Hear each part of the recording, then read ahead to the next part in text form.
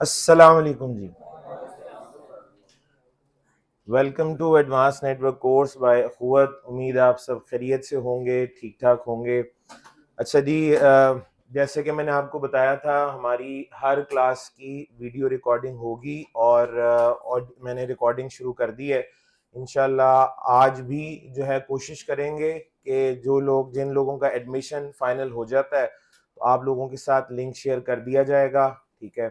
Online वालों के साथ जी माजरत, क्योंकि अभी आज यहाँ पे एडमिशन का सिलसिला चल रहा था। अभी शुक्र है मैंने जाके थोड़ा सा आपका बच बचाव करा दिया है, वरना ये टाइम और ज़्यादा लग जाना था। अभी ब्रेक के दौरान जब बाय रश ज़रा कम हो जाएगा तो आपसे कोशिश करेंगे कि क्लास में आके इज़्ज़त और बावकार तरीके से जो है वो आपके फॉर्म ले लिए जाएं। ठीक है।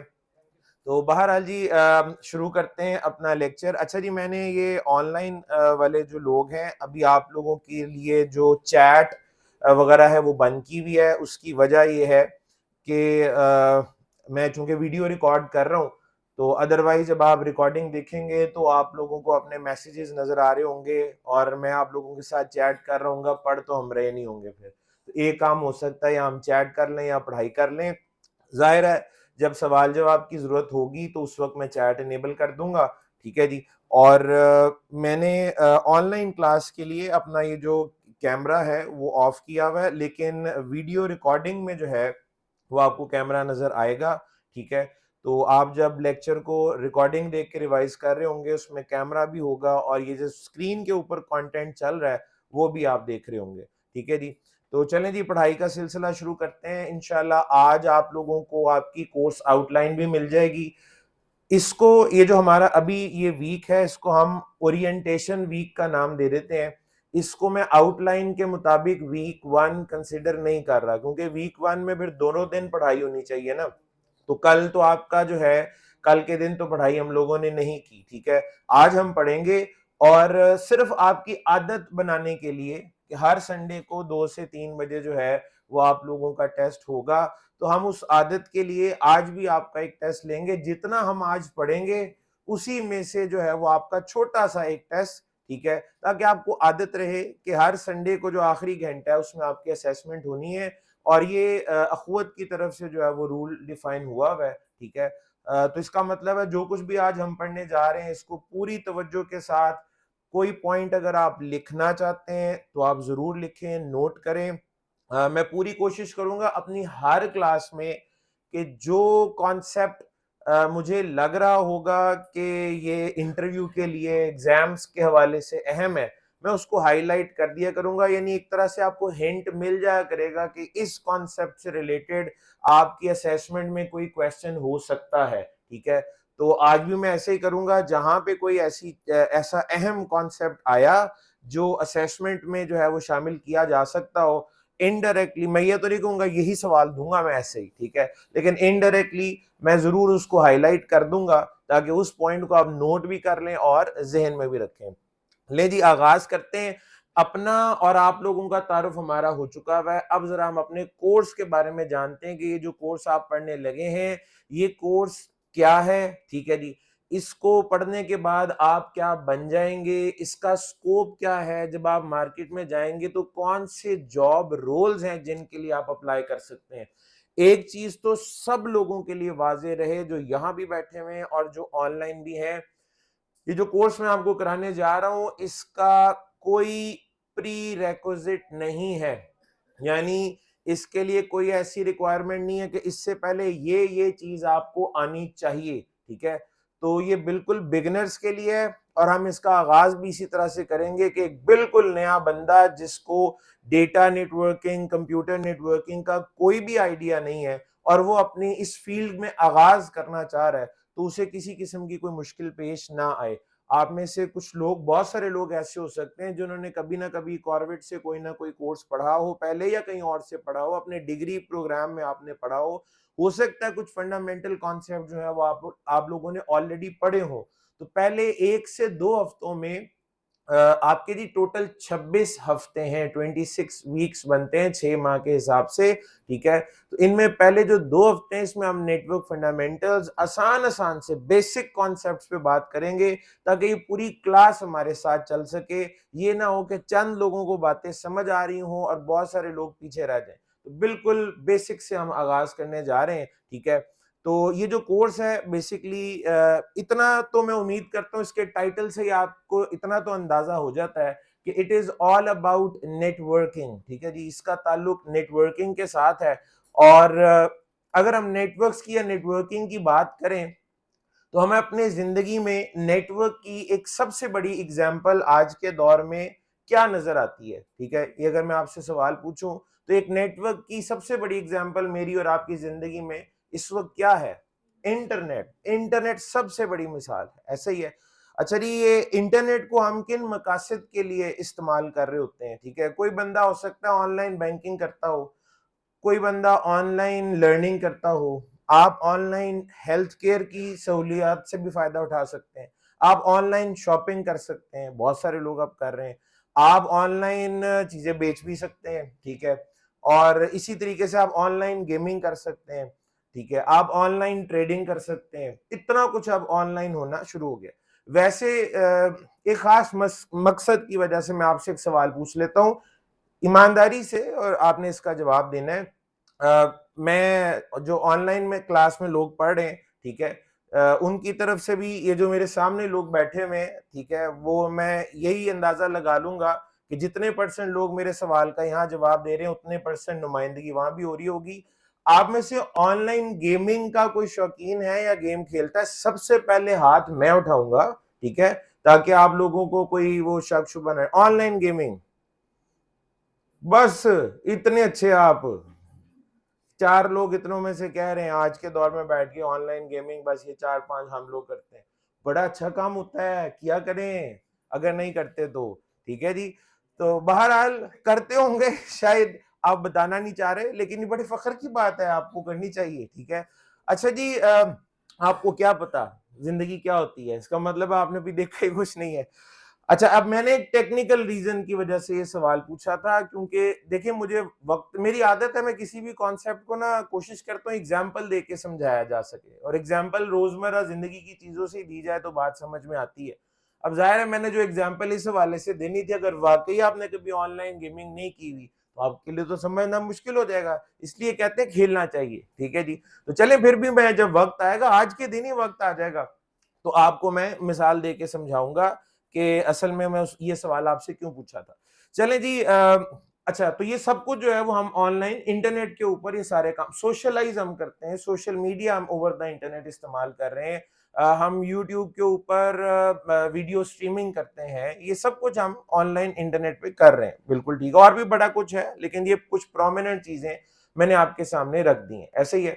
अच्छा, अब ये सारे काम करने के लिए, ये सारे काम करने के लिए हम किस तरह की डिवाइसेस का, कोई डिवाइस होती होगी ना हमारे पास जिस पे हम ये इस्तेमाल करते होंगे, तो वो कौन सी डिवाइसेस हैं जिनको हम यूज करते हैं? भाई किसी के पास हो सकता है लैपटॉप हो, तो वो आप अपने लैपटॉप पे यूज कर लेंगे। किसी के पास हो सकता है डेस्कटॉप हो, तो आप अपने डेस्कटॉप पे इस्तेमाल कर लेंगे। किसी के पास हो सकता है स्मार्टफोन हो, तो आप अपने स्मार्टफोन पे यूज कर लेंगे।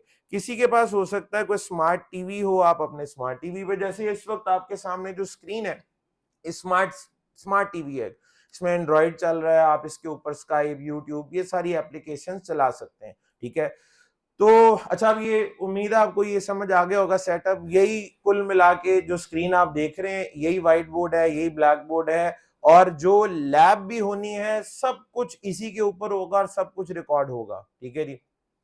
जहां पे किसी चीज की, किसी डिवाइस की पिक्चर की जरूरत होगी, पिक्चर भी आ जाएगी, जो जो कुछ चाहिए सब कुछ निकल निकल के इधर ही आएगा, ठीक है। इससे बाहर कुछ नहीं होगा, और ये सारा कुछ मैंने कहा था क्लास के एंड पे पीडीएफ फाइल बन जाएगी और आप लोगों के साथ शेयर भी हो जाएगी, वीडियो अलग, नोट्स अलग।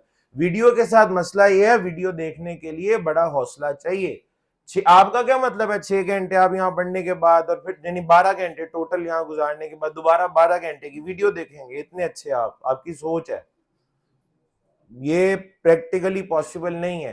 अगर कोई देखना चाहे, एक बंदा कहे मैं कर दिखाऊंगा, मैं बदलूंगा ये सारी तारीख जो है ना, तो उसके लिए हल ये है, जब आप वीडियो देख रहे हो तो उसको आप 1.5 गुना 2 गुना तेज स्पीड के ऊपर देख सकते हैं, तो वो जो इतना ज्यादा वक्त है वो जल्दी कवर हो जाएगा, ठीक है। तो उसका सोल्यूशन ये है, आप तेज करके जरूर दे सकते हैं। और जाहिर है लेक्चर का कोई कुछ हिस्सा ही होगा ना जो आपको समझ ना आया हो, जिसपे आप कहेंगे जी ये जरा थोड़ा मुझे ठीक से समझ नहीं आया, तो इसको दोबारा देख लेते हैं। पूरे यानी 6 घंटे यहाँ गुजारने के बाद दोबारा अगले 6 घंटे आप घर जाके वीडियो देखें, ऐसा नहीं हो सकता। लेकिन जो नोट्स है ना, ये बड़ा क्विक रेफरेंस होता है। आप इसको नोट्स खोलेंगे, वो पूरा लेक्चर आप 15 मिनट में भी रिवाइज कर सकते हैं, तो इसलिए नोट्स देना भी साथ जरूरी है, ठीक है। अच्छा जी, तो ये कुछ डिवाइसेस हैं जिनके ऊपर हम ये सारी एप्लीकेशन जिनका भी आपने जिक्र किया आप इस्तेमाल करते हैं, बिल्कुल सही हो गया। अच्छा, ये वाली डिवाइसेस जिनका मैंने जिक्र किया अभी, इनको बनाता कौन है, वेंडर या मैन्युफैक्चरर इनका कौन है? HP, Dell, Apple, Samsung, LG वगैरह वगैरह, लिनोवो, ये सब बना रहे होते हैं, ऐसे ही है। इनके ऊपर चलने वाला ऑपरेटिंग सिस्टम कौन सा होता है? कौन कौन सा ऑपरेटिंग सिस्टम इन पे चल रहा होता है? किसी पे विंडोज, किसी पे लिनक्स, किसी पे एंड्रॉयड, एप्पल है तो उसका iOS, आईफोन ऑपरेटिंग सिस्टम जिसको कहते हैं। तो ये हमारे कुछ ऑपरेटिंग सिस्टम्स हैं जो इन पे चल रहे होते हैं। अच्छा, आपको इन ऑपरेटिंग सिस्टम्स का इनमें से किसी एक का या दो का इस्तेमाल भी आता होगा। आप एंड्रॉयड भी यूज करते हैं, आप विंडोज बहुत ज्यादा यूज करते हैं, लिनक्स इस्तेमाल करने वाले कम हैं, ठीक है। एक आम बंदा, एक आम इंटरनेट का यूजर डायरेक्टली लिनक्स इस्तेमाल नहीं कर रहा होता, ठीक है। लिनक्स थोड़ी बहुत सीखे बगैर जो है वो आप उसका आगाज नहीं कर सकते। वो इतनी ज्यादा उसका इंटरफेस अगर कमांड लाइन की तरफ चले जाए तो वो विंडोज जितना यूजर फ्रेंडली नहीं है। थोड़ा बहुत सीख के ही आप उसको इस्तेमाल कर सकते हैं। तो बहरहाल ये सारे काम आप लोग कर रहे हैं, एंड्रॉइड यूज कर रहे हैं, आप माइक्रोसॉफ्ट विंडोज यूज कर रहे हैं। और आप में से किसी ने, मेरा नहीं ख्याल, बकायदा कोई तरबियत हासिल की होगी कि जी माइक्रोसॉफ्ट विंडोज इस्तेमाल करने के लिए पहले माइक्रोसॉफ्ट की एक सर्टिफिकेशन करेंगे, उसके बाद लैपटॉप को हाथ लगाएंगे। या आप एक मोबाइल फोन खरीदें और आप कहें जब तक एंड्रॉइड की सर्टिफिकेशन नहीं ना मैं करूंगा तो उसके बगैर ये डब्बा नहीं खुलेगा फोन का। ऐसा नहीं हो सकता, ऐसा नहीं होता, ठीक है जी। उसकी वजह ये है, ये जितनी भी डिवाइसेस इस वक्त आपके सामने है जिनका मैंने जिक्र किया है, इनकी डायरेक्ट एक्सेस मेरे और आपके पास, ये हर वक्त हमारे हाथ में होते हैं, हमारे एक्सेस में मौजूद होते हैं। अच्छा, मेरी और आपकी जो हैसियत है ना इंटरनेट के हवाले से अगर हम बात करें, तो मैं और आप एंड यूजर्स हैं। मैं और आप इंटरनेट में क्या हैं? एंड यूजर्स हैं। अच्छा, पक्के नहीं हो जाना कि मैं अब अभी एंड यूजर का कुछ देर बाद मैं कहूँ जी हम नेटवर्क एडमिनिस्ट्रेटर हैं, तो आपने कहना नहीं हम तो एंड यूजर हैं। हमारे मल्टीपल रोल हैं, हम और भी बड़ा कुछ है, सिर्फ एंड यूजर नहीं है, ठीक है। क्योंकि ऐसा हो चुका है माजी में। मैंने एक भाई को कहा जी हम एंड यूजर्स हैं, थोड़ी देर बाद मैंने कहा जी हम नेटवर्क इंजीनियर हैं, तो वो कहे नहीं हम तो एंड यूजर थे, हम इंजीनियर कैसे? आप यानी आपने इतना भी सीरियस नहीं ले लेना इसको, ठीक है। एंड यूजर्स, इंटरनेट के हम के हवाले से एंड यूजर्स हैं। और ये सारी डिवाइसेस जो आपके सामने हैं, ये एंड यूजर्स की डायरेक्ट एक्सेस में होती हैं। इसी मुनासिबत से इन तमाम डिवाइसेस को, या इस तरह की और जितनी भी डिवाइसेस हैं, इनको हम कहते हैं एंड डिवाइसेस। इनको क्या कहा जाता है? End devices. ये सारी की सारी डिवाइसेस एंड डिवाइसेस कहलाती हैं, और इस तरह की और भी जितनी हैं उनको हम एंड डिवाइसेस कहते हैं। अच्छा, मैंने आपको कहा कि भाई हम लोग कोई खास तरबियत तो लेते नहीं है इसकी, ठीक है, लेकिन तरबियत होती तो होगी, कोई प्रॉपरली सीखने का तरीकाकार भी होता होगा। ये जो ऑपरेटिंग सिस्टम्स हम यूज करते हैं, विंडोज, एंड्रॉयड, इनमें जो फीचर्स हैं उनको प्रॉपरली इनकी कोई सेटिंग करने का कोई तरीकाकार भी होगा। अच्छा, ये जो हम एक टर्म यूज करते हैं ना, सेटिंग्स, ठीक है जी, किसी भी फीचर की सेटिंग्स, सेटिंग के लिए हमारे यहां जो टर्म यूज होती है ना, दैट इज कॉन्फ़िगरेशन। आज के बाद अगर मैं कॉन्फ़िगरेशन की टर्म बोलूं तो इससे आपने परेशान नहीं होना। कॉन्फ़िगरेशन का मतलब सेटिंग्स, ठीक है। आम बंदा सेटिंग कह रहा होता है, तो हम लोग सेटिंग्स को कॉन्फ़िगरेशन कहते हैं। तो कॉन्फ़िगरेशंस और सेटिंग एक ही बात है, कॉन्फ़िगरेशंस और सेटिंग्स एक ही बात है, कोई फर्क नहीं है। तो इन डिवाइसेस की कोई प्रॉपर कॉन्फ़िगरेशन या सेटिंग करने का कोई सीखने का भी तरीकाकार होता होगा, बिल्कुल है। उसके लिए माइक्रोसॉफ्ट की सर्टिफिकेशंस बड़ी पॉपुलर हैं, उसके लिए लिनक्स की सर्टिफिकेशंस भी दुनिया में मौजूद हैं, उसके लिए एंड्रॉयड की सर्टिफिकेशंस भी हैं, एप्पल की सर्टिफिकेशंस भी मिलती हैं, जिनको आप करके इनकी कॉन्फ़िगरेशन को बाकायदा तौर पे सीख सकते हैं। अच्छा, ये जो होता है ना किसी डिवाइस की कॉन्फ़िगरेशन करना, इसको हम मैनेजमेंट या एडमिनिस्ट्रेशन भी कहते हैं। आप यूं कहेंगे, मुझे ये इस स्मार्टफोन की जो है ना वो मैनेजमेंट आती है, मुझे इसकी एडमिनिस्ट्रेशन आती है, मुझे मेरे लैपटॉप की एडमिनिस्ट्रेशन या मैनेजमेंट आती है, इसके ऊपर चलने वाले ऑपरेटिंग सिस्टम की, माइक्रोसॉफ्ट विंडोज की प्रॉपर मैनेजमेंट और प्रॉपर एडमिनिस्ट्रेशन आती है। उसमें आप कर क्या रहे होते हैं? एडमिनिस्ट्रेशन और मैनेजमेंट में कॉन्फ़िगरेशंस कर रहे होते हैं, सेटिंग्स कर रहे होते हैं, और इसको टाइटल क्या दे दिया जाता है? Administration management. और उसमें करना क्या होता है? मुख्तलिफ फीचर्स की सेटिंग्स या कॉन्फ़िगरेशन। अब आप कह रहे हैं सर ये तो एक पूरी साइंस बनती जा रही है, आहिस्ता आहिस्ता बात बढ़ती जा रही है। बिल्कुल ऐसे ही है। एक बंदा जो फैसला करता है ना कि मैंने नेटवर्किंग सीखनी है, तो उसके पास एक रास्ता जो है, मुख्तलिफ पार्ट्स होते हैं ना, तो उसके पास एक रास्ता जो है उसको कहा जाता है system administration. System administration, system administration. आ जाए, सिस्टम एडमिनिस्ट्रेशन। एक पाथ आपके पास क्या है? आप सिस्टम एडमिनिस्ट्रेशन सीख लें, ठीक है। और जो बंदा सिस्टम एडमिनिस्ट्रेशन सीख लेता है, सिस्टम एडमिनिस्ट्रेशन में क्या होता है जी? एंड डिवाइसेस की और उन पे चलने वाले ऑपरेटिंग सिस्टम की मैनेजमेंट, एडमिनिस्ट्रेशन, कॉन्फ़िगरेशंस कैसे करते हैं, सेटिंग्स कैसे करते हैं, इनको बकायदा तौर पे प्रॉपर्ली सीखना, ठीक है। और जो ये सीख लेता है वो कहता है मैंने सिस्टम एडमिनिस्ट्रेशन पढ़ ली है, ठीक है। और जो सिस्टम एडमिनिस्ट्रेशन पढ़ लेता है उस बंदे को कहना क्या चाहिए कि तुम क्या बन गए हो? System administrator. उसे क्या कहेंगे? System administrator. अच्छा, ये जो सिस्टम एडमिनिस्ट्रेशन है इसको अगर मैं चंद लफ्जों में, आसान लफ्जों में लिखूं तो मैं यूं लिखूंगा, हम ये कह सकते हैं study of end devices. Study of end devices. अब स्टडी ऑफ एंड डिवाइसेस से क्या मुराद है? उन एंड डिवाइसेस का हार्डवेयर हो या ऑपरेटिंग सिस्टम हो, उसकी मैनेजमेंट और एडमिनिस्ट्रेशन। और उसका क्या मतलब है? ऑपरेटिंग सिस्टम में चलने वाले मुख्तलिफ फीचर्स की सेटिंग्स और कॉन्फ़िगरेशन, ठीक है जी। तो study of end devices is called system administration. इसको पढ़ने वाला और सीखने वाला क्या बन जाता है? System administrator.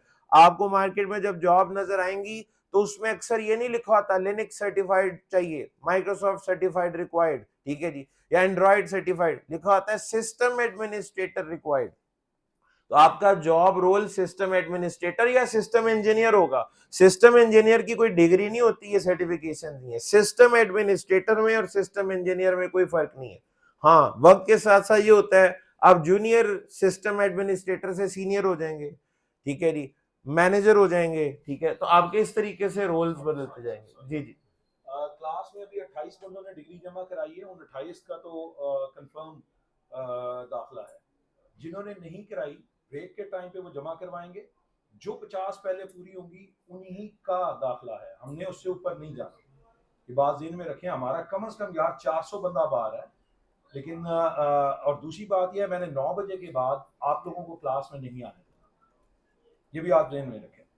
हम आप तक तो बड़ी बात में पहुंचे, आपने देखा डेवऑप्स का कम से कम 50 बंदा वापस भेजा, क्लाउड का 100, साइबर का 100, नेटवर्क के भी हमने जब फील किया कि 70 प्लस हो गए हमने वहां पे रोक दिया।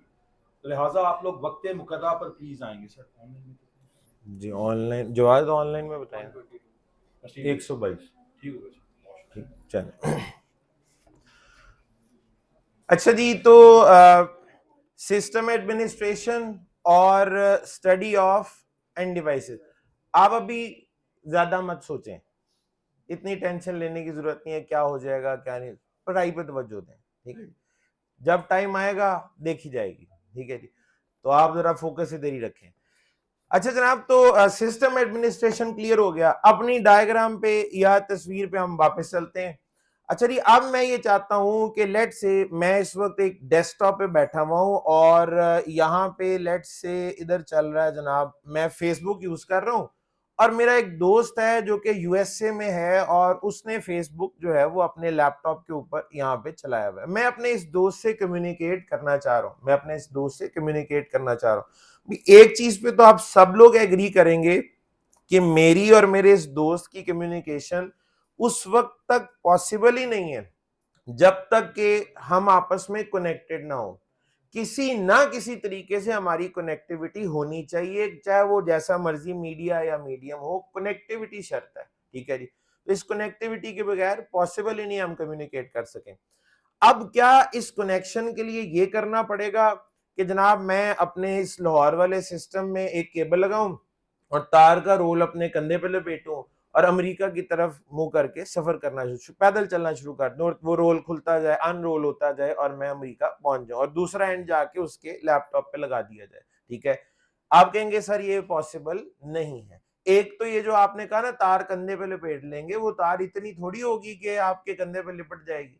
जितना हजारों मील का फासला है तो हजारों मील लंबी केबल चाहिए। इतनी केबल तो रखने के लिए आपको इतनी एकड़ों में जगह चाहिए होगी, मुरब्बों में जगह चाहिए होगी, और उस केबल के रोल्स को हैंडल करने के लिए क्रेनें भी चाहिए होंगी, ठीक है। ऐसे थोड़ी है कि आप उठाकर, उसके बाद जब आप ये केबल डिप्लॉय करना शुरू करेंगे तो रास्ते में रेगिस्तान भी आएंगे, मैदान भी आएंगे, समंदर भी आएगा, ठीक है। तो आप हर जगह से गुजरते हुए चले जाएंगे। समंदर में जाके तो आपको खास तरह की आगे एक्सपर्टीज चाहिए। जो आपका इंजीनियर होगा वो डीप सी डाइवर भी होना चाहिए, उसको कोई फोबिया नहीं होना चाहिए पानी से, ठीक है। और वहां पे कोई सबमरीन भी इस्तेमाल करनी पड़ेंगी आपको, और इक्विपमेंट भी अलग होगा। और आपका ख्याल है ये यहाँ से लेकर अमेरिका तक सारे आपके अबाउजदाद आपके लिए छोड़ के गए थे जो कहेंगे डालो डालो केबल, तोड़ दो, यहाँ से सड़क पटनी है पट दो, ठीक है, खंबे लगाने हैं लगा दो, ठीक है जी। और आप मुल्कों के बॉर्डर आराम से क्रॉस करते चले जा रहे हैं और आपको कोई कुछ भी नहीं कह रहा। ये इतना सिंपल नहीं है, ठीक है। लेकिन कनेक्टिविटी तो फिर भी होनी चाहिए, ठीक है। एक तो बड़ी हैवी ट्रिलियंस ऑफ डॉलर्स की इन्वेस्टमेंट होगी है, और बहुत सारे परमिट्स और आपको इजाजतनामे जो है वो इस काम के लिए चाहिए होंगे, ठीक है। अब ये कैसे पॉसिबल होगा, ये चीज कैसे पॉसिबल होगी जी कि आप ये सारा काम कर सकें। ये काम किसी एक इंडिविजुअल या किसी एक कंपनी की भी बस की बात नहीं है।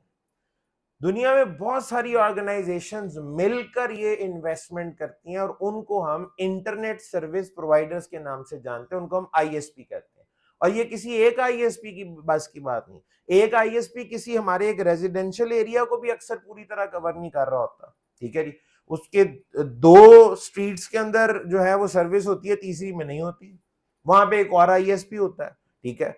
तो दुनिया में छोटे बड़े मुख्तलिफ इंटरनेट सर्विस प्रोवाइडर्स मिलकर इस कनेक्टिविटी को पॉसिबल बनाते हैं। कोई एक आईएसपी एक इलाके में इन्वेस्टमेंट कर लेता है, वहां पे परमिट ले लेता है, कोई दूसरा उससे आगे कर लेता है, तीसरा उससे आगे कर लेता है। तो बहुत सारे आईएसपीज मिलकर इस कनेक्टिविटी को पॉसिबल बनाते हैं, ठीक है। अच्छा, मैं ना दरमियान में ये क्लाउड सा बना देता हूं। ये क्लाउड, आजकल क्लाउड का नाम लें तो एक सब्जेक्ट, एक कॉन्सेप्ट जिसको हम क्लाउड कंप्यूटिंग कहते हैं, फौरन वो ज़हन में आ जाता है। हर क्लाउड वो वाला क्लाउड नहीं होता, ठीक है जी। तो ये जो मैंने क्लाउड यहाँ पे बनाया है, ये समझे आईएसपीज का क्लाउड है। इसका मतलब है बंच ऑफ या बंडल ऑफ आईएसपीज, ठीक है जी। काफी सारे आईएसपीज हैं जो इनके दरमियान मौजूद होंगे। भाई मैं तो अपने आईएसपी से कनेक्ट हो जाऊंगा जो मेरे आसपास है, मेरा यूएसए वाला दोस्त अपने आईएसपी से कनेक्ट हो जाएगा। अब ये जो दोनों आईएसपीज हैं इनके किसी तीसरे चौथे आईएसपी के थ्रू आपस में कनेक्टिविटी हो रही होगी, और एंड रिजल्ट ये निकलेगा कि मैं और मेरा दोस्त बहुत सारे आईएसपीज की मदद से एक दूसरे से कनेक्ट हो जाएंगे। आईएसपी क्या जी? Internet service provider. आप में से अक्सर लोग जानते होंगे अगर आप इंटरनेट इस्तेमाल कर रहे हैं, तो ये टर्म तो किसी के लिए नहीं, बिल्कुल नहीं है। अच्छा जी, अब ये जो आईएसपी है, अच्छा जिस तरह हम अपने आईएसपी से कनेक्ट हुए हैं, ये बाकी लोग भी अपने अपने आईएसपी के थ्रू एक दूसरे से कनेक्ट हो जाएंगे। ये जो ये वाली डिवाइसेस थी, ये इनका नाम हमने क्या रखा था? एंड डिवाइसेस, एंड डिवाइसेस, ठीक है। अब ये जो दरमियान में आईएसपी आया है, आईएसपी क्या किसी खास तरह की बिल्डिंग का नाम होता है जी? इस तरह की बिल्डिंग होना तो इसको हम आईएसपी कहते हैं, ठीक है। वैसे यूएई में मैंने एक आईएसपी है, उसकी बिल्डिंग ना एक खास तरह की उनकी वो बिल्डिंग्स होती हैं जहां पर भी हो, तो वहां पे ऐसा है, लेकिन हर जगह ऐसा होना जरूरी नहीं है।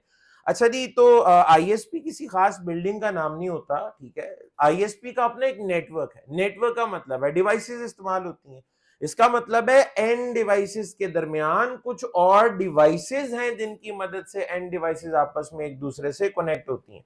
ये जितनी भी एंड डिवाइसेस हैं, एक दूसरे से इनकी कनेक्टिविटी कुछ दरमियान में और डिवाइसेस हैं जिनकी मदद से होती है। अब ये जो दरमियान में आने वाली डिवाइसेस हैं, इनको अगर मैं कह दूं इंटरमीडिएट, ये जो दरमियान में आ रहा होता है उसको आमतौर पे इंटरमीडिएट कहा जाता है। इंटरमीडिएट डिवाइसेस, तो मैं इनको नाम देता हूं इंटरमीडिएट डिवाइसेस, ठीक है।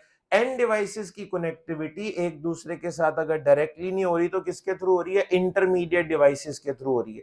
अब ये इंटरमीडिएट डिवाइसेस कौन सी होती हैं, पहली बात, इंटरमीडिएट डिवाइसेस की डायरेक्ट एक्सेस एंड यूजर के पास नहीं होती, मेरे और आपके पास नहीं है। हम ये इंटरमीडिएट डिवाइसेस उठा उठा के हर वक्त फेर नहीं रहे होते, हमारी जेब में नहीं पड़ी होती है, ठीक है।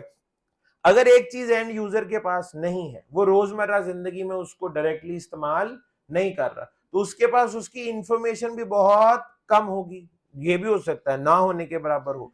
मैंने जब एंड डिवाइसेस का जिक्र किया, आपने खुद कहा लैपटॉप होता है, डेस्कटॉप होता है, स्मार्टफोन होते हैं, टैब्स होते हैं, आईपैड्स होते हैं, स्मार्ट टीवीज होते हैं, आपको पता था। लेकिन अब बारी है इंटरमीडिएट डिवाइसेस की।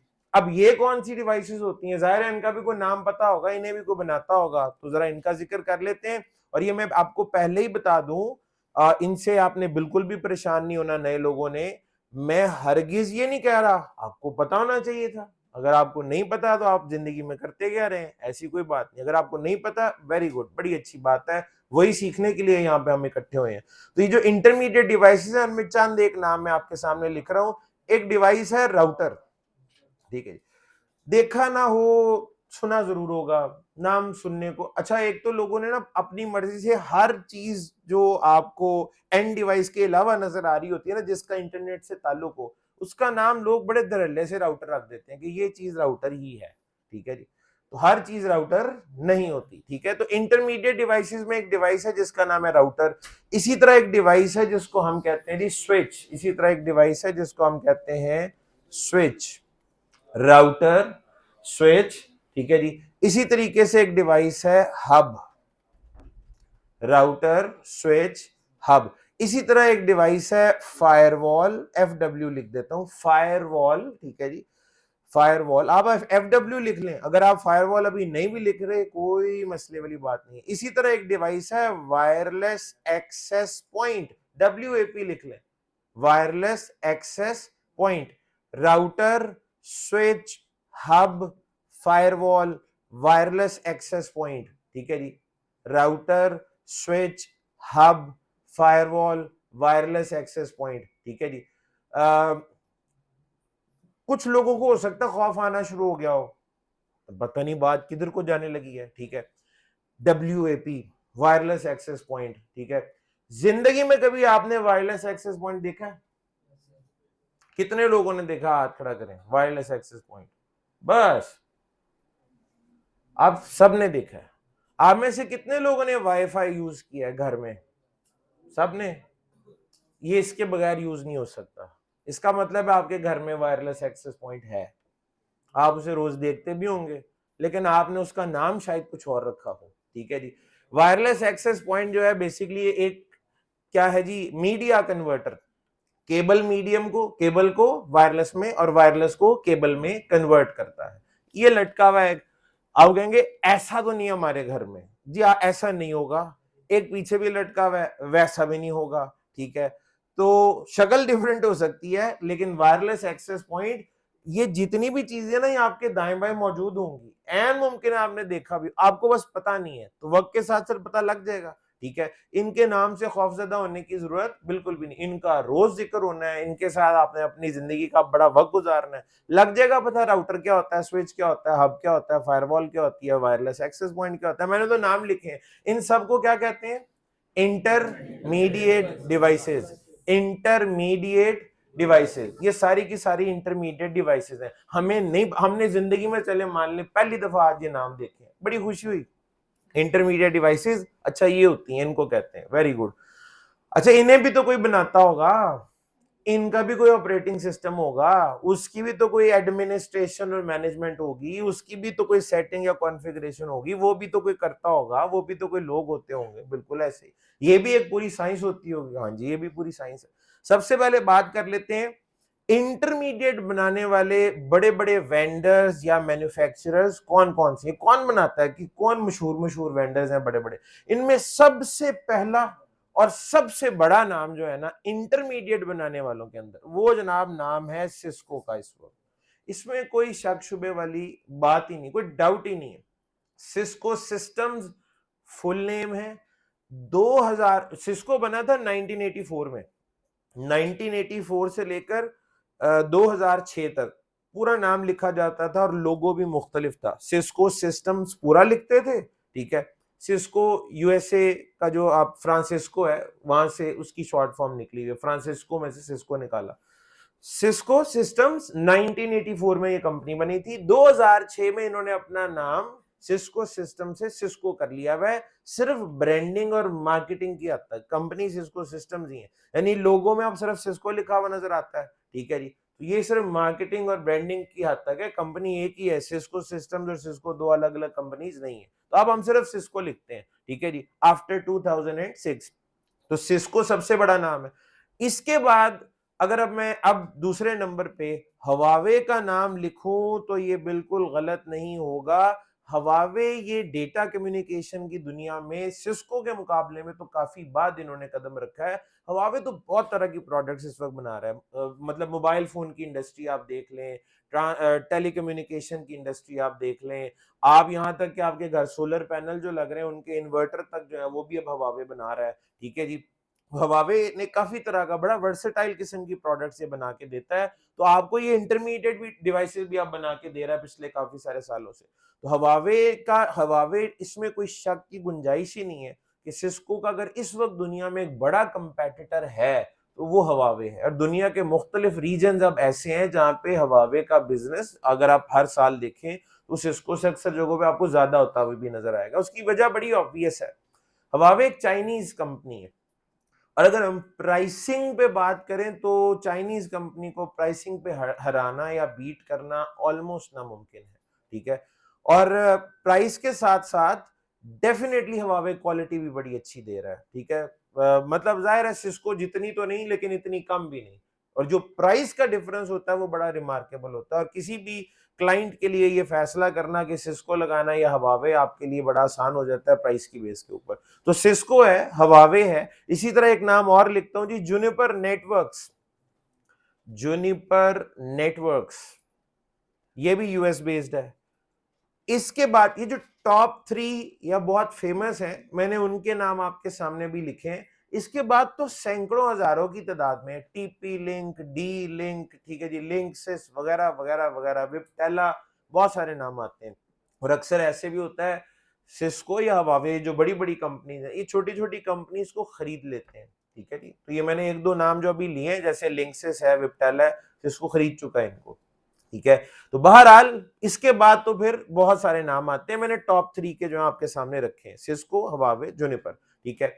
ये क्या बनाने में मशहूर है जी, इंटरमीडिएट। वैसे तो एचपी भी है, वैसे तो एचपी भी है। एचपी की वजह शोहरत तो लैपटॉप्स, डेस्कटॉप, सर्वर्स ये सब कुछ है, लेकिन एचपी भी राउटर स्विचेस बनाता है। एंड डिवाइसेस बनाने में एचपी का नाम ज्यादा बड़ा है, लेकिन ये भी राउटर्स और स्विचेस बनाता है, लेकिन वहां पे उतना बड़ा नाम नहीं है जितना सिस्को और हवावे का नाम है, ठीक है जी। ओके जनाब, तो ये मैंने नाम आपके सामने लिखे। अब अगली चीज, इनके ऊपर भी कोई ऑपरेटिंग सिस्टम होता होगा जी, बिल्कुल होता होगा, और वो operating system Microsoft, Linux, Android या एप्पल वाला आईओएस तो बिल्कुल नहीं है। इनके अपने अपने ऑपरेटिंग सिस्टम होते हैं, अलग अलग ऑपरेटिंग सिस्टम है। जैसे अगर हम सिस्को की बात करें, ठीक है जी, ये सवाल ना इंटरव्यू और एग्जाम पॉइंट ऑफ व्यू से बड़ा अहम है, ये जो मैं आपके सामने रखने लगा, तो समझ तो आप गए होंगे, ठीक है। ये सवाल इंटरव्यू और एग्जाम के हवाले से बड़ा अहम है क्योंकि पूछा जाता रहा, ठीक है।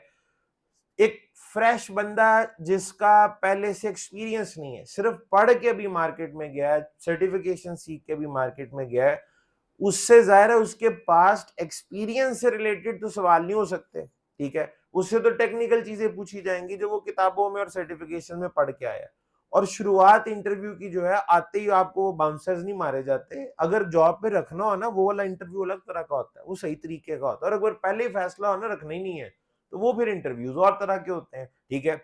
तो शुरू में आप से कुछ बेसिक या आसान सवाल ही पूछे जाते हैं, जैसे जैसे आप उनका जवाब देते जाते हैं फिर डिफिकल्टी लेवल बढ़ता जाता है, देखा जाता है कि कहां तक चीजें आपको अच्छे तरीके से आती हैं। तो शुरुआत के कुछ सवालों में एक सवाल ये भी होता है, मतलब इसी डिस्कशन में से निकलता है। तो ये जो सिस्को है ना जी, सिस्को के ऑपरेटिंग सिस्टम का नाम है आईओएस, अब आप यहाँ पे कहेंगे ये तो एप्पल वाला है, एप्पल का भी iOS होता है। एप्पल iOS जो है उसमें आई है आईफोन और आगे OS is operating system, iPhone operating system. Cisco वाला iOS जो है ये आईफोन ऑपरेटिंग सिस्टम नहीं है। अच्छा, दोनों ही यूएस बेस्ड कंपनीज है ना, एप्पल भी और सिस्को भी। इन दोनों में आपस में एक एग्रीमेंट हुआ होगा, सेटलमेंट हुई होगी, जिसके बाद एप्पल और सिस्को दोनों एक ही जैसा नाम अपने ऑपरेटिंग सिस्टम के लिए इस्तेमाल कर रहे हैं। लेकिन आप नोट कीजिएगा, एप्पल का iOS हमेशा आपको इस तरह लिखा हुआ नजर आएगा, स्मॉल आई के साथ। सिस्को iOS आपको हमेशा इस तरह कैपिटल आई के साथ लिखा हुआ नजर आएगा। ठीक है, इन दोनों में फर्क है। OS means operating system, OS का मतलब तो ऑपरेटिंग सिस्टम है। यहां आई का मतलब है जी internetwork, internetwork operating system, internetwork operating system, internetwork OS या internetwork operating system. Cisco iOS की full form internetwork operating system है और आपका इससे बड़ा गहरा ताल्लुक होने वाला है। अक्सर बंदे सोच रहे होते हैं इस कोर्स में कैसी चीजें हम सीख रहे होंगे, तो एक तो ये आपको पता लग जाना चाहिए, एक पूरे का पूरा नया ऑपरेटिंग सिस्टम है जो आप इस कोर्स में सीख जाएंगे, जिसका नाम सिस्को iOS है, इंटरनेटवर्क ऑपरेटिंग सिस्टम। एक पूरा नया ऑपरेटिंग सिस्टम आपकी जिंदगी में शामिल हो जाएगा, जिसकी आपने बकायदा तरबियत ली होगी, जिसको आप प्रॉपरली सीख रहे होंगे। इससे पहले वाले तो खुद से तजर्बे कर करके जो है वो आप लोगों ने सीखे, लेकिन ये तो आप प्रॉपरली सीखेंगे। तो सिस्को के ऑपरेटिंग सिस्टम का नाम iOS या इंटरनेटवर्क ऑपरेटिंग सिस्टम। ठीक है, अच्छा जी, उसके बाद अगर हम हवावे की बात करें तो जो हवावे का ऑपरेटिंग सिस्टम है उसको हम कहते हैं VRP, versatile routing platform, versatile routing platform, versatile routing platform. ठीक है जी, versatile routing platform, VRP, versatile routing platform. भाई अगर कोई बंदा आज इसको लिख नहीं पा रहा तो ज्यादा परेशान होने की जरूरत नहीं है। हर रोज इन्होंने इतनी दफा घूम फिर के डायरेक्टली इनडायरेक्टली आपके सामने आना है कि जेहन में बैठ जाएगा। Versatile routing platform, versatile routing platform. और हवावे के हवाले से मैं आपको एक चीज बता दूं कि आप अगर जब मार्केट में इंडस्ट्री में जाएंगे तो सिस्को और हवावे ये दो ऐसे वेंडर्स हैं जिनको आपको लाजमन फेस करना पड़ेगा। जिस खित्ते में हम रह रहे हैं ना, ठीक है जी, यहां या मिडिल ईस्ट में भी चले जाएं, वहां ऑलमोस्ट हर कंपनी में आपको या तो सिस्को मिलेगा या हवावे मिलेंगे या दोनों मिलेंगे। हवावे के बगैर जो है वो आपका गुजारा बड़ा मुश्किल है। मैं आपको अब ये भी इस वक्त बता दूं, आपका ये जो कोर्स है प्राइमरीली सिस्को प्लेटफॉर्म के ऊपर है। पूरे 6 महीने सिस्को प्लेटफॉर्म के ऊपर आप चीजें इंप्लीमेंट कर रहे होंगे, लेकिन मैं पूरी कोशिश करूंगा आपके लिए कि साथ साथ हवावे जो है उसकी चीजें भी आपके साथ शेयर करूं। भाई एक कॉन्सेप्ट सिस्को में सीखा है, उसका अल्टरनेट हवावे में क्या है, वो बड़ा आसान है कंपैरिजन के। टेक्नोलॉजी तो एक ही है, प्लेटफॉर्म्स अलग अलग हैं। तो मैं पूरी कोशिश करूंगा, मेरी कुछ वीडियोस हैं जो कि हवावे के ऊपर बनी हुई हैं, इतनी लंबी चौड़ी नहीं है, ठीक है जी, कोई तकरीबन होंगी। वैसे तो आपके अगर मैं पूरे कोर्स के इक्विवेलेंट भी निकालना चाहूं तो वो भी मौजूद है, इंशाल्लाह मैं वो भी आपके साथ शेयर कर दूंगा। आप पढ़ने वाले बने, इतना कुछ है, इतना कुछ है कि वो खत्म नहीं होगा आपसे। ठीक है, उसमें ये आप रख छोड़े अपने पास वीडियोस। एक जॉब अपॉर्चुनिटी, कहीं से किसी ने कॉल करके कहा जी एक अपॉर्चुनिटी है, तो ये रिक्वायरमेंट्स हैं, आपके सिस्को तो पड़ा हुआ है लेकिन यहाँ रिक्वायरमेंट्स में हवावे मुझे आना चाहिए। तो मेरी तकरीबन एक 9 घंटे की एक सीरीज है हवावे की, और एक जो है वो 5 दिन की ट्रेनिंग थी 8-8 घंटे वाली। ठीक है, तो वो मैं आपके साथ शेयर कर दूंगा। वो करने के बाद आपको हवावे भी उतना ही आ जाएगा जितना आपको सिस्को आता है। टेक्नोलॉजी सेम है, सिर्फ इंप्लीमेंटेशन का फर्क है कि इस चीज को हवावे पे कैसे इंप्लीमेंट करते हैं और सिस्को पे, और दोनों में बड़ा ही मामूली फर्क है। अक्सर कमांड्स तो ऑलमोस्ट सेम मिल जाएंगी, और जहां फर्क भी आपको नजर आएगा ना वो इसी तरह है, वो हम कहते हैं ना उर्दू में मुतरादिफ अल्फाज और अंग्रेजी में सिनोनिम होते हैं। ठीक है जी, अंग्रेजी में सिनोनिम, यानी मिसाल के तौर पे सिस्को में कमांड है शो, हवावे में डिस्प्ले, मफहूम दोनों का एक ही है, मतलब दोनों का एक ही है। तो इस तरह का फर्क है। तो ऐसा नहीं है कि आप कहें आज बादाम खा के हवावे को जो है ना खास खसूसी रट्टे लगाने पड़ेंगे, कोई ऐसा चक्कर नहीं, आप इजीली सीख जाएंगे। तो आप अपने ज़हन में रखें कि जब आप मार्केट में जाएंगे तो आप सिस्को और हवावे दोनों की एक्सपर्टीज आपके पास होंगी, लेकिन उसके लिए थोड़ी सी एफर्ट आपको करनी पड़ेगी। मैं देखूंगा अगर इस क्लास में हम कोई हवावे को शामिल किसी तरीके से कर सके तो वो हम जरूर कर लेंगे, अदरवाइज तरीका मैंने आपको बता दिया है, वो वीडियोस भी आपके लिए काफी रहेंगे, लेकिन उसके लिए शर्त है सिस्को पे ग्रिप बड़ी अच्छी होनी चाहिए। दोनों में से एक अच्छा आता हो तो दूसरा आसानी से समझ आ जाता है। सिस्को पे अच्छे तरीके से हैंड्स ऑन एक्सपीरियंस होगा तो हवावे चंद घंटों की मार है, ठीक है जी। ओके, और अभी कोई पता नहीं है, ये मैं आप लोगों को बता दूं, कॉर्बेट में हारून साहब को के बारे में जो आपसे मिलने आए थे कल, ये देखा गया है कि वो अक्सर हवावे की सर्टिफिकेशंस भी जो लोग उस वक्त पढ़ रहे होते हैं वक्तन फवक्तन वो भी फ्री अपनी तरफ से ऑफर कर देते हैं। एक तो अखुवत ने आप लोगों का सीसीएनए का एग्जाम तो कराना ही कराना है, एंड मुमकिन है कुछ अरसे बाद हारून साहब जो है वो अपनी तरफ से जो है वो आपको हवावे की फ्री सर्टिफिकेशन भी जो है वो ऑफर कर दें, ठीक है। मैं कोई प्रॉमिस नहीं कर रहा, लेकिन माजी में ऐसे ही देखा गया जी। आ जाए, तो माजी में देखा कुछ ऐसे ही गया है कि वो करते हैं, ठीक है। तो देखते हैं क्या क्या और आपके लिए मुफ्त में आता है, क्या क्या पेशकश की जाती है, लेकिन फिलहाल तो अभी जो है आपके पास वो आपको पता ही है।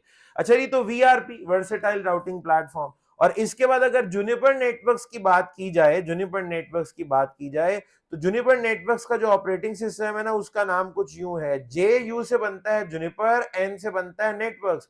जूनिपर नेटवर्क्स को पहले क्या कर दिया जी, J U N, J U N का मतलब जूनिपर नेटवर्क्स, जूनिपर से जे यू उठाया, एन नेटवर्क से आया और एंड पे ओएस लगा दें तो ये बन जाता है Junos, Juniper network operating system, Juniper Networks operating system, Juniper Networks operating system, Cisco IOS, Huawei VRP, और जूनिपर में जूनिपर नेटवर्क्स ऑपरेटिंग सिस्टम, ठीक है जी। तो जूनोस आईओएस वीआरपी, ठीक है जी, जूनिपर का जूनोस, हवावे का वीआरपी, सिस्को का आईओएस। अब ये अलग अलग ऑपरेटिंग सिस्टम है। अब फिर बंदे के दिमाग में सवाल आता है, सर डिवाइसेस अलहदा, राउटर स्विच इंटरमीडिएट डिवाइसेस है, बनाने वाले अब कोई नए लोग आ गए, सिस्को आ गया, हवावे आ गया, जूनिपर आ गया, ऑपरेटिंग सिस्टम नए नए आ गए, इनकी भी कोई सेटिंग होती होगी, इनकी भी कॉन्फ़िगरेशन होती होगी, यानी इनकी भी एडमिनिस्ट्रेशन और मैनेजमेंट होती होगी, इनको सीखने का भी कोई तरीकाकार होता होगा, इनके लिए सर्टिफिकेशन होती होंगी। तो ये तो अपने आप में एक पूरी स्टडी बन गई है, study of intermediate devices, study of intermediate devices. तो इसका भी कोई ना कोई नाम पता जरूर होगा, इस टेक्नोलॉजी को भी कुछ कहते होंगे जी, बिल्कुल ऐसे ही है, नेटवर्क एडमिनिस्ट्रेशन, नेटवर्क एडमिनिस्ट्रेशन। ये क्या है जी, study of intermediate devices, study of intermediate devices. Network administration क्या होती है जी, स्टडी ऑफ इंटरमीडिएट डिवाइसेस। वो क्या होती है, इसमें हम क्या सीखते हैं, इसमें हम एडमिनिस्ट्रेशन सीखते हैं, मैनेजमेंट सीखते हैं, किसकी, इंटरमीडिएट डिवाइसेस की। वो डिवाइसेस सिस्को की भी हो सकती हैं, वो डिवाइसेस हवावे की भी हो सकती हैं, वो डिवाइसेस जूनिपर की भी हो सकती हैं, और उनकी एडमिनिस्ट्रेशन उस वक्त तक हम कर नहीं सकेंगे जब तक कि हमें उनका ऑपरेटिंग सिस्टम आता नहीं होगा। हमें सिस्को के लिए आईओएस आना चाहिए, हवावे के लिए वीआरपी आना चाहिए, जूनिपर के लिए जूनिपर नेटवर्क ऑपरेटिंग सिस्टम आना चाहिए।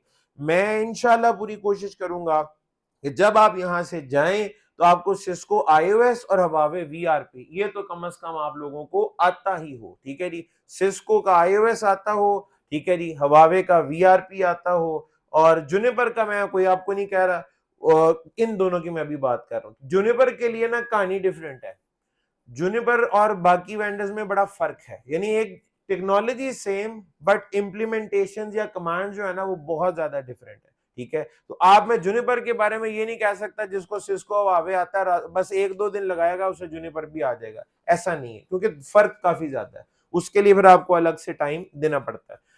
अच्छा जी, तो हमारे सामने तो दो ऑप्शंस आ गई हैं। एक बंदा नेटवर्किंग पढ़ने आया था, उसे अब आके पता लगा कि एक सिस्टम एडमिनिस्ट्रेशन होती है और एक नेटवर्क एडमिनिस्ट्रेशन होती है।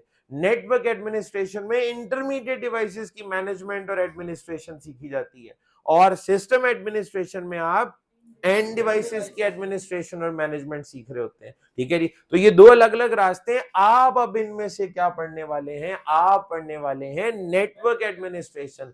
आप जो यहाँ पढ़ने आए हैं that is basically network administration, ठीक है। इसको पढ़ने के बाद आप बन क्या जाएंगे, आप एक नेटवर्क एडमिनिस्ट्रेटर या नेटवर्क इंजीनियर बन जाएंगे। मार्केट में जब जॉब के लिए निकलेंगे तो जॉब टाइटल क्या होगा, नेटवर्क एडमिनिस्ट्रेटर या नेटवर्क इंजीनियर, ठीक है जी, नेटवर्क इंजीनियर या नेटवर्क एडमिनिस्ट्रेटर।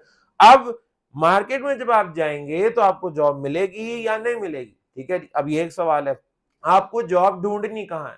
अच्छा, आगे गोल नजर ना आ रहा हो, उम्मीद ही नजर ना आ रही हो, पता नहीं करना क्या इसके बाद, तो कोर्स पढ़ने का भी मजा नहीं आता। आगे गोल ही नहीं है, टास्क ही नहीं है, पता ही नहीं है इसके बाद किधर जाना है, अप्लाई कहाँ पे करना है, आगे कोई उम्मीद भी नजर आ रही है या नहीं आ रही, तो फिर इतने जज्बे के साथ बंदा वो चीजें नहीं पढ़ रहा होता। तो ये इस वक्त इसका मतलब है थोड़ा सा आगे का रास्ता हमें देख लेना चाहिए कि आगे कहाँ जाके अप्लाई करेंगे। अच्छा, मिलके सोच लेंगे ना तो हमारी सबकी जिंदगी बड़ी आसान हो जाएगी।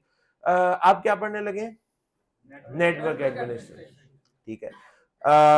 ये हमारी ये जो नेटवर्क एडमिनिस्ट्रेशन की फील्ड है या ये जो नेटवर्किंग की फील्ड है, हमारा क्लाइंट या कस्टमर कौन होता होगा, हम किनको सर्विसेज देते होंगे। हमारा काम नेटवर्किंग कराना ही है ना, हमारा काम कनेक्टिविटी कराना है एंड डिवाइसेस और इंटरमीडिएट डिवाइसेस की। बिलखुसूस इस पूरे डायग्राम के अंदर हमारा फोकस तो इंटरमीडिएट डिवाइसेस वाले पार्ट के ऊपर होता है, ठीक है।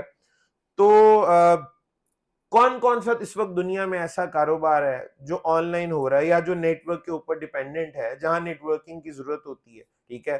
कोई है ऐसा जहां पे नेटवर्क बनता हो, ब्रांचेस की शक्ल में चलता हो, एक नेटवर्क की शक्ल में चलता हो, कोई ऐसी चीज नजर आप कहेंगे कोई ऐसा बिजनेस नजर ही नहीं आता जो इसके ऊपर डिपेंडेंट ना हो, जहां नेटवर्किंग की जरूरत ना हो, जहां इंटरनेट की जरूरत ना हो। हमारा सबसे बड़ा कस्टमर आपको पता है कौन है, बैंकिंग सेक्टर, सबसे बड़ा पूरी दुनिया में। क्योंकि कोई नया बैंक जब कारोबार शुरू करता है ना, वो पहले हफ्ते में आके अपने इश्तिहार में कह रहा था हमारी 250 से ज्यादा ब्रांचेस का नेटवर्क, 250 से ज्यादा या 200 से ज्यादा एटीएम मशीन का नेटवर्क पूरे मुल्क में इस वक्त काम कर रहा है। ये तो बड़ा छोटा बैंक है।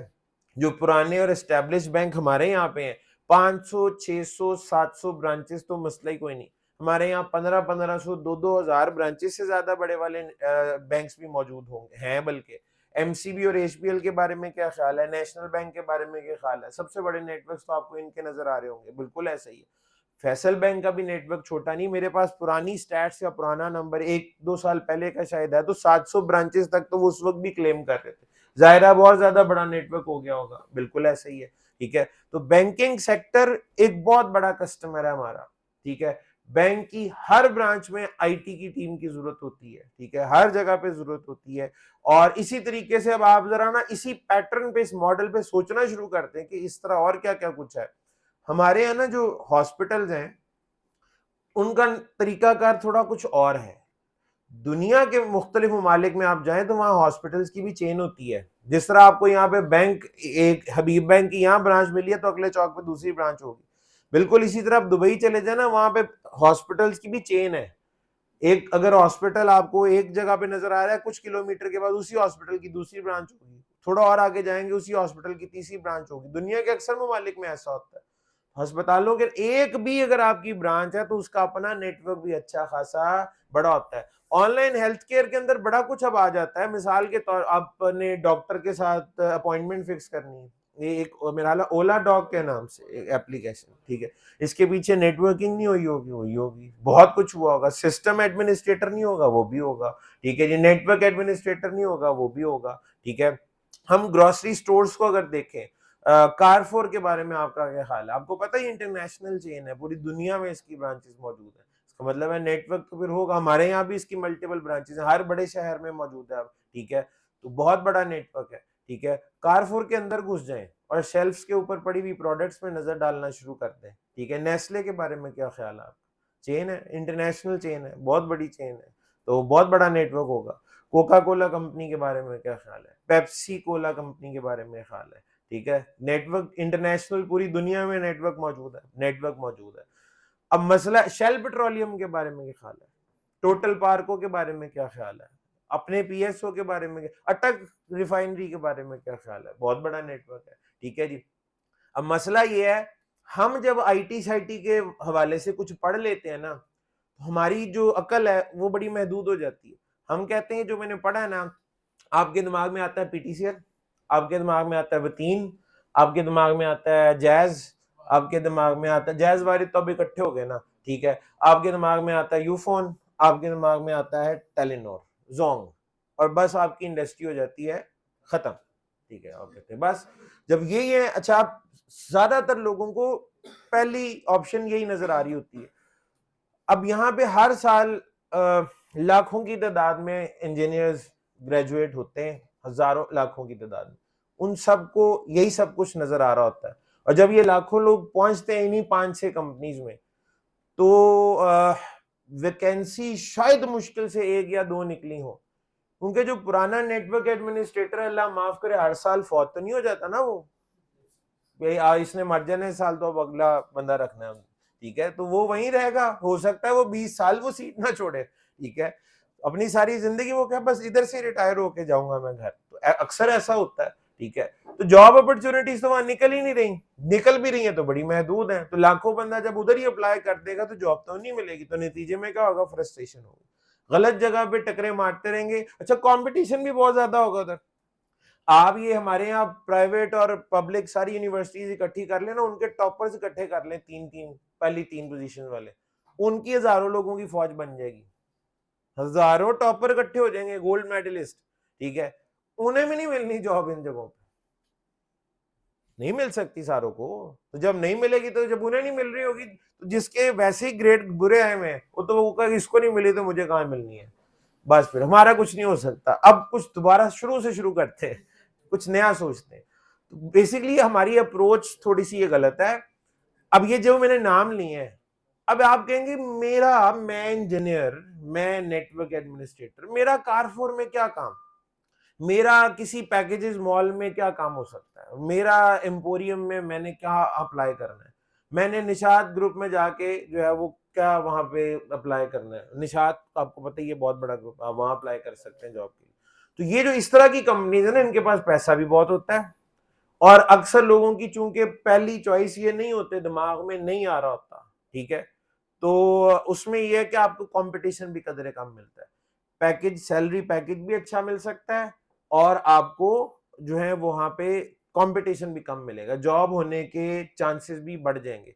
अब आपको मैं थोड़ी सी एक अप्रोच बता देता हूँ, हम जैसे कि मैंने आपको कॉर्बेट का हम पहले भी तारुफ करा चुके हैं, हम 2 तरह के काम, हम कह रहे हैं ना हम 23-24 साल से काम कर रहे हैं, हम 2 तरह के काम कर रहे हैं। आप इस वक्त जहां बैठे हुए यहाँ सिर्फ ट्रेनिंग्स होती हैं, हमारा एक दूसरा डिपार्टमेंट है, वहां पे हम प्रोजेक्ट्स करते हैं, नेटवर्क की सर्विसेज देते हैं, ठीक है जी, नेटवर्क सॉल्यूशंस बना के देते हैं, हम इक्विपमेंट बेचते भी हैं, ठीक है, उसके अलावा डिजाइन करना, इंस्टॉलेशंस, आफ्टर सेल सर्विसेज, ये सब कुछ उसके अंदर शामिल होता है, प्री सेल्स, पोस्ट सेल्स, ये सब कुछ उसमें शामिल होता है, ठीक है। जाहिर है इन्हीं 2 दहाइयों के अरसे में उन्होंने हजारों की तादाद में कंपनीज को सर्विसेज दी है, पाकिस्तान में भी और पाकिस्तान से बाहर भी। मेरे पास कुछ साल पुरानी ना उनके कस्टमर्स की लिस्ट है, जहां जहां वो सर्विस, जहां हम खुद सर्विसेज दे चुके हैं, यानी जहां पे हमने सिस्को, हवावे वगैरह खुद इंस्टॉल किया हुआ है, ठीक है, उनमें बैंक्स भी हैं, उनमें पब्लिक प्राइवेट सेक्टर की कंपनीज भी हैं, उनमें फार्मास्यूटिकल कंपनी, फार्मास्यूटिकल कंपनी में नाम ही नहीं जाएगा। आप जीएसके के बारे में क्या ख्याल है, जो ग्लेक्सो स्मिथ क्लाइन है, ठीक है, बहुत बड़ा इंटरनेशनल चेन है ना जी। आप कहेंगे सर हमने वहां पे क्या करना है, फार्मास्यूटिकल कंपनी, लोग क्या कहेंगे, फार्म पढ़ लिख के जो है वो इंजीनियर बन के फार्मास्यूटिकल कंपनी में, ठीक है जी, तो नहीं आती ये चीजें इनमें, आपकी कभी भी लिस्ट में नहीं होना था जीएसके ने, ठीक है।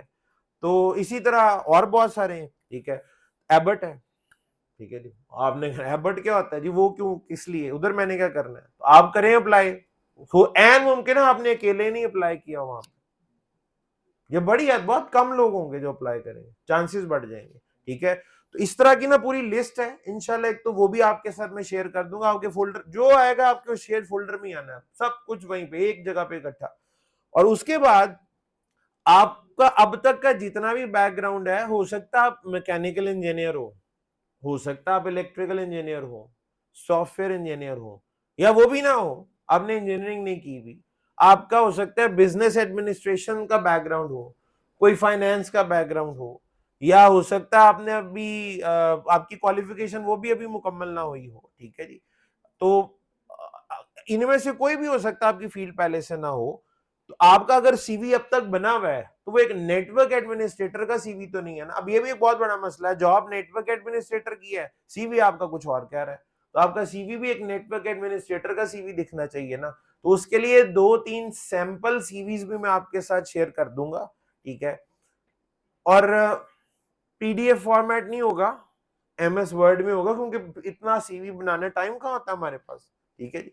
तो वो भी आप उसमें माइनर सी एडिटिंग करके अपनी कोर्स आउटलाइन सामने रखें, जो आपने पढ़ना है, अपने एक वाइफ वहां पे सेट करें, जो भी है नाम नोम पता लगे, नाम किसी और का लिखा हुआ है नीचे, बाकी डिटेल्स आपके, तो ये चेंज सही अकल से कीजिएगा, ठीक है। तो आप अपना सीवी पहले तो ठीक करें, एक नेटवर्क एडमिनिस्ट्रेटर का सीवी बनाएं।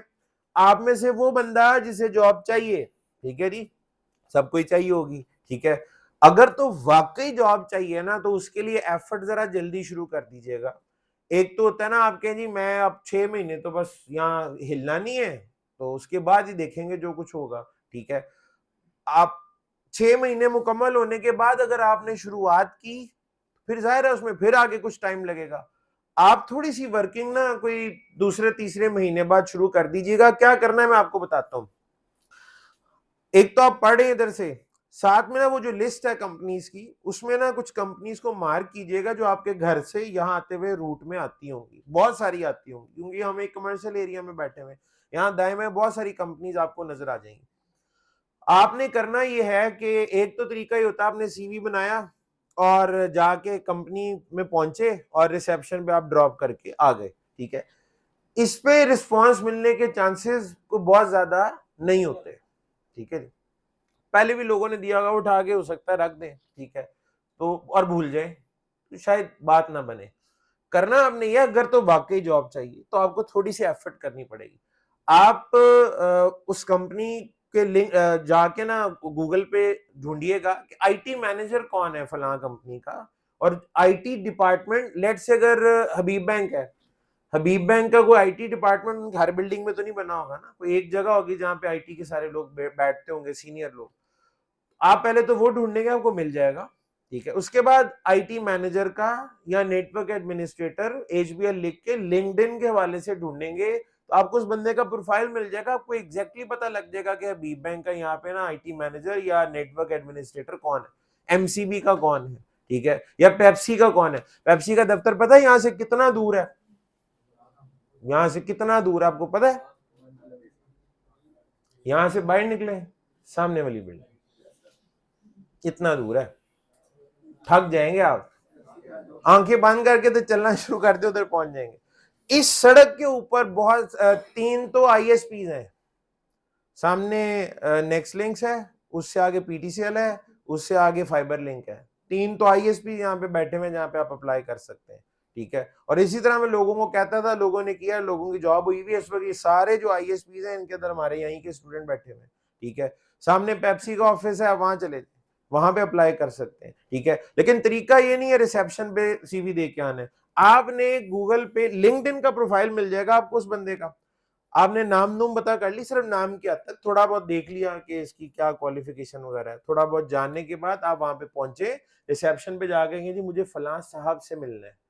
आप जाते हो, आपसे पूछो क्या करने आए हो, किससे मिलना, आपको पता ही कुछ नहीं होता, ठीक है जी, तो आपको जाहिर है वापस लौटा दिया जाएगा। जब आप कहेंगे जी फलां साहब से मिलना है, आईटी साईटी के बंदों से मिलने के लिए ना कोई खास अपॉइंटमेंट की भी जरूरत नहीं होती, बहुत ज्यादा वो बद दिमाग किस्म के ये नहीं होते, ठीक है जी। आप लोग भी जैसे हैं, आप आगे जब ऐसी पोजीशन पे पहुंचेंगे तो इतना दिमाग आपका खराब नहीं हुआ होगा।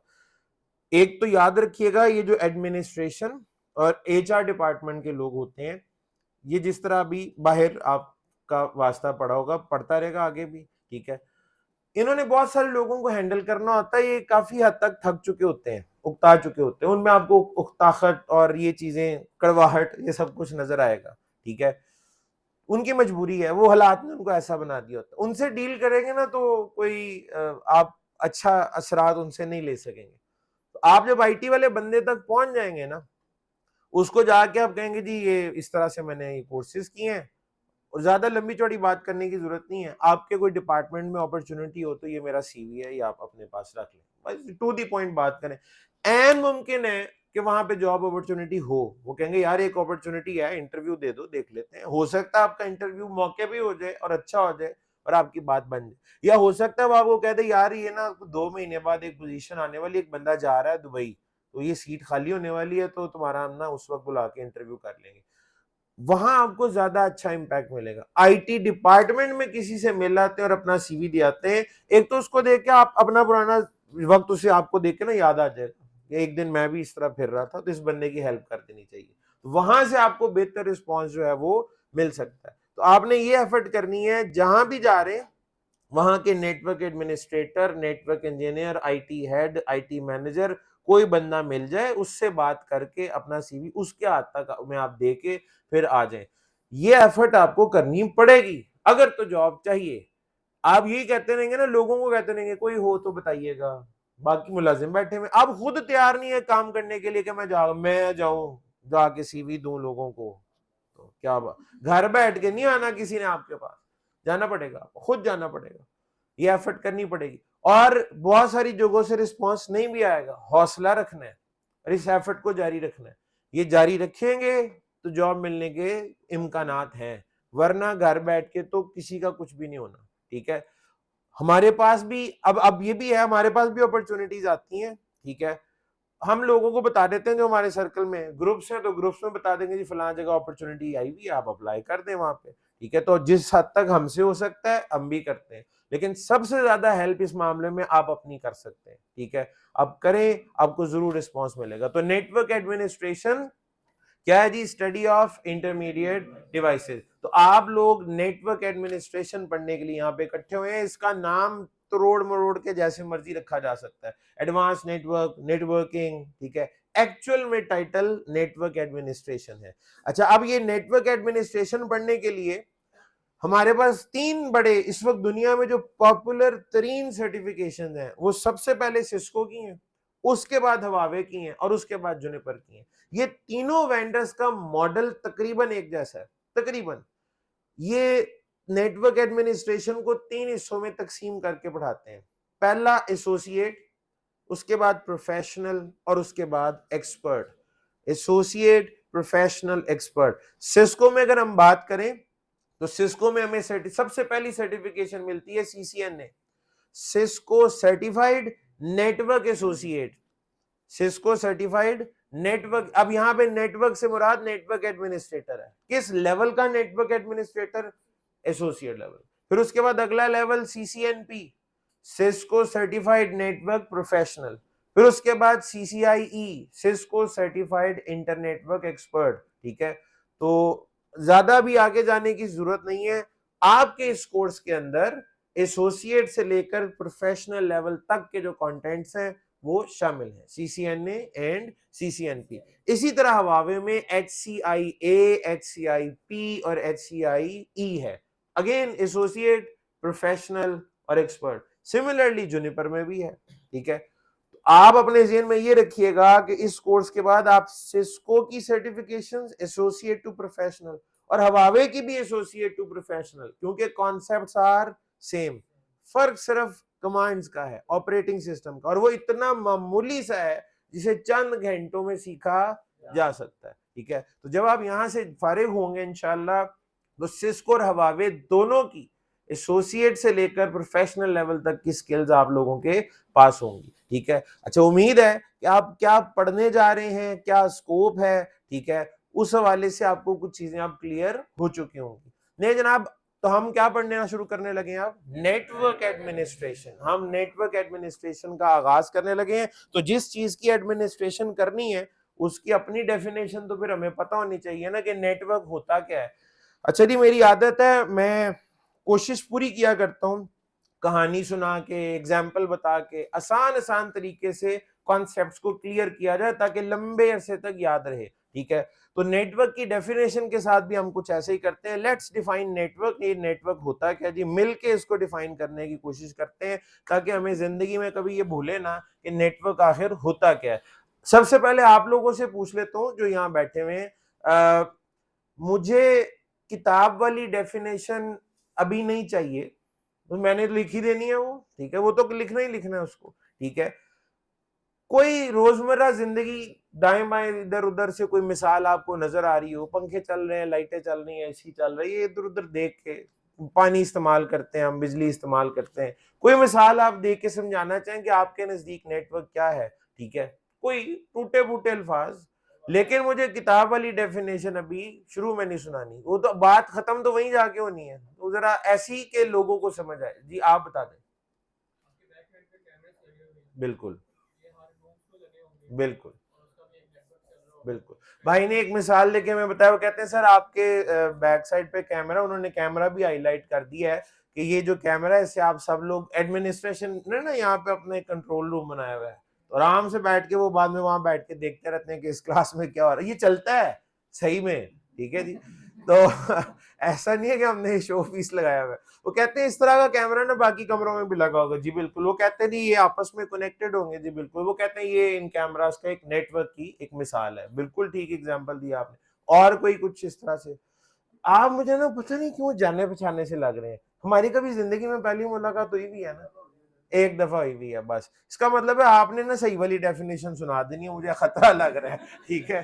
तो फिर इसका मतलब है कोई और बंदा। जी आप भी नहीं, आप वही है ना जो पहले भी पढ़ी है कोर्स। बड़ी हिम्मत है वैसे आपकी। जी और कोई बस। जी ये सर अब जैसे ये एक है हमारे यहाँ पे एलसीडी, उसके बाद वो कहते हैं ये एलसीडी और ये लैपटॉप आपस में कनेक्टेड है, तो ये भी एक नेटवर्क है। बिल्कुल सही है, ये कनेक्टेड है, नेटवर्क हो गया, बड़ी अच्छी बात। और कोई वो जी जबरदस्त। वो कहते हैं सर ये हमारी क्लास भी एक नेटवर्क की मिसाल है, हम यहाँ बैठे हुए एक दूसरे से कम्युनिकेट कर रहे हैं, ठीक है, बिल्कुल ये भी एक तरह का नेटवर्क। और जी जी बिल्कुल। वो कहते हैं ये भी एक डिवाइस है, ये और भी एक्सेस पॉइंट लगे होंगे, आपस में कनेक्टेड होंगे, ये भी एक नेटवर्क। और कोई कुछ जबरदस्त। वो कहते हैं सर ये जो लाइट्स यहाँ पे लगी हुई हैं इनका भी एक नेटवर्क है। और कोई कुछ वो कहते हैं जी साउंड का भी नेटवर्क है, स्पीकर्स भी आपस में कनेक्टेड है। और मेरा माइक भी नेटवर्क है। बिल्कुल सही है, क्योंकि वो कहीं ना कहीं कनेक्टेड है और आपको आवाज आ रही है। मेरी ऑनलाइन जो क्लास चल रही है जी ये भी एक नेटवर्क की मिसाल है। और कुछ जो मुझे जवाब आ रहे हैं मैं बावाज़े बुलंद बता रहा हूँ, ताकि सबको, ऑनलाइन वालों को भी। और यहाँ पे मैं ऑनलाइन वालों से माजरत चाहता हूँ, क्योंकि अगर मैं आपकी चैट इनेबल कर दूं ना तो थोड़ा तर स्क्रीन पे मैसेज आते जाएंगे, रुकेंगे ही नहीं, ठीक है जी। तो बस मैं वो देखूंगा या फिर मैं पढ़ाऊंगा, वो मेरी अटेंशन जरा डाइवर्ट हो जाती है। तो मैं ये उम्मीद कर रहा हूँ जिस तरह यहाँ से जवाब आ रहे हैं आपके अंदर भी वो जवाब आ रहे होंगे, ठीक है, वो हमारे सर आंखों पे। और कुछ बस जबरदस्त। बिल्कुल, हमारे घरों में जो इलेक्ट्रिसिटी का सिस्टम है वो भी नेटवर्क की एक मिसाल है। चले जी अब मैं इसको थोड़ा वाइंड अप करता हूँ और मिसालें देके समझाता हूँ आप लोगों को, वाली एग्जांपल्स को थोड़ा सा आगे एनहांस कर देता हूँ। हम घरों में पानी इस्तेमाल करते हैं ना जी, पीने के लिए भी, नहाने के लिए भी पानी हम इस्तेमाल करते हैं। बिल्कुल ठीक हो गया। तो ये पानी हमारे घर कैसे आता है? पाइप्स का नेटवर्क है। ये हमारे घरों को पाइप्स की मदद से हमारी जो भी हाउसिंग सोसाइटी है, ठीक है, और अगर कोई सरकारी है तो वहाँ वासा जो है वो काम कर रहा होगा, ठीक है। तो लेट से हम कहते हैं जी वासा ने एक ट्यूबवेल लगाया होगा आपकी हाउसिंग सोसाइटी में, या वासा का एक ऊंचा सा टैंक होगा। अक्सर सोसाइटी में आपको ऊंचे ऊंचे टैंक्स, वाटर टैंक्स नजर आ रहे होते हैं। तो उनके साथ पाइप्स की मदद से कनेक्ट कर दिया जाता है और उसके बाद पानी जो है वो आपके घर में पहुंचता है। दुनिया के किसी भी नेटवर्क को अगर आपने डिफाइन करना है ना, उसका एक रूल अपने ज़हन में बिठा लें। जब भी आपसे पूछा जाए फलां चीज का नेटवर्क जो है वो क्या होता है, तो आपने उसमें दो चीजें मेंशन करनी है। दो चीजें लाजमी आपने मेंशन करनी है, उसके बगैर डेफिनेशन मुकम्मल नहीं होती। नेटवर्क की डेफिनेशन का पहला हिस्सा बात करता है कनेक्टिविटी, और दूसरे हिस्से को बयान करना चाहिए कि कनेक्टिविटी का मकसद क्या है, पर्पस ऑफ द कनेक्टिविटी। बस ये ज़हन में बिठा लें, नेटवर्क की डेफिनेशन जब भी आपने, रट्टा लगाने की कोई जरूरत नहीं है, रट्टे रुट्टे लगाने की कोई जरूरत नहीं, ये पॉइंट ज़हन में रखें। दुनिया का कोई भी नेटवर्क अगर आपने डिफाइन करना है तो उसका डेफिनेशन का पहला हिस्सा जो है वो आपको बताएगा कि कनेक्टिविटी हुई हुई है, और दूसरे हिस्से को बयान करना चाहिए कि कनेक्टिविटी का मकसद क्या, पर्पस ऑफ द कनेक्टिविटी। अगर तो ये दोनों चीजें आपकी डेफिनेशन में मुकम्मल हो रही हैं तो आपने नेटवर्क की मुकम्मल डेफिनेशन बताई है। जैसे कि मैंने अभी आपको कहा, ये वाटर पाइप्स का जो नेटवर्क बना हुआ है, जो हम पानी जहां से हमें मिलता है, तो मैं कहता हूं जी हम कनेक्टेड है वासा के साथ, टैंक के साथ या ट्यूबवेल के साथ। और अगर पानी आपके घर ना आए उस कनेक्टिविटी के बावजूद, तो ये वाटर पाइप्स का नेटवर्क नहीं कहलाएगा। पानी आना यानी उसका मकसद पूरा होना शर्त है। सिमिलरली गैस पाइपलाइंस, ठीक है, आप गैस के किसी सोर्स से कनेक्टेड हैं और आपके घर अगर गैस नहीं आ रही तो ये गैस पाइपलाइंस का नेटवर्क नहीं होगा। सिमिलरली इलेक्ट्रिसिटी का नेटवर्क, आपका घर वापडा के ग्रिड के साथ, फीडर्स के साथ कनेक्टेड है, लेकिन अगर इलेक्ट्रिसिटी नहीं आ रही तो ये इलेक्ट्रिसिटी का नेटवर्क नहीं होगा। तो नेटवर्क की डेफिनेशन को पूरा करने के लिए पहला हिस्सा जो है वो कनेक्टिविटी की बात कर रहा होगा और दूसरा हिस्सा पर्पस ऑफ द कनेक्टिविटी। अच्छा, अब हम किस किस्म का नेटवर्क पढ़ने के लिए यहाँ पे इकट्ठे हुए हैं? हम अब इलेक्ट्रिसिटी का नेटवर्क या वासा का नेटवर्क तो पढ़ने के लिए नहीं आए। हम कौन से वाला नेटवर्क पढ़ने के लिए आए हैं? हमने किन चीजों को आपस में कनेक्ट करना है, हमारा मकसद क्या है? ठीक है, तो हम डेटा नेटवर्क्स को पढ़ने के लिए आए हैं, हम कम्युनिकेशन नेटवर्क्स को यहाँ पे पढ़ने के लिए इकट्ठे हुए हैं। ठीक है, तो डेफिनेशन को पूरा करने के लिए पहला हिस्सा क्या होता है जी? कनेक्टिविटी। तो हमने क्या कनेक्ट करना है, आपको बड़े अच्छे तरीके से पता है हमने क्या कनेक्ट करना है। अभी आप ये जान चुके हैं कि कितनी तरह की डिवाइसेस होंगी जिनसे आपका वास्ता पड़ना है। दो तरह की, एंड डिवाइसेस और इंटरमीडिएट डिवाइसेस। हम किनको कनेक्ट करेंगे? एंड डिवाइसेस और इंटरमीडिएट डिवाइसेस को। और हमारा मकसद क्या होगा? उन्हें कनेक्ट किस लिए करना है? ताकि वो डेटा एक जगह से दूसरी जगह एक्सचेंज किया जा सके, और इसे सादा लफ्जों में हम कहते हैं कम्युनिकेशन। हम एंड डिवाइसेस और इंटरमीडिएट डिवाइसेस को आपस में इसलिए कनेक्ट करेंगे ताकि वो एक दूसरे से कम्युनिकेट कर सकें। तो पहला हिस्सा कनेक्टिविटी की और दूसरा पर्पस ऑफ द कनेक्टिविटी की बात कर रहा है। दुनिया के आप किसी भी नेटवर्क को डिफाइन कर लेंगे अब इसके बाद कि फलां चीजों को कनेक्ट करते हैं ताकि ये हो जाए। तो हम एंड डिवाइसेस और इंटरमीडिएट डिवाइसेस को कनेक्ट करते हैं ताकि कम्युनिकेशन हो जाए। ठीक है, अब इसकी किताबी डेफिनेशन भी एक है, वो मैं यहां लिख देता हूं, समझने वाली समझा दी। अब जो एक रस्मन जो रस्मी होती है डेफिनेशन, वो भी लिख लेते हैं जी। कनेक्टिविटी, कनेक्टिविटी ऑफ टू और more than two devices so that they can communicate with each other. Connectivity of two or more than two devices so that they can communicate with each other. दो या दो से ज्यादा devices की connectivity ताकि वो एक दूसरे के साथ कम्युनिकेट कर सकें।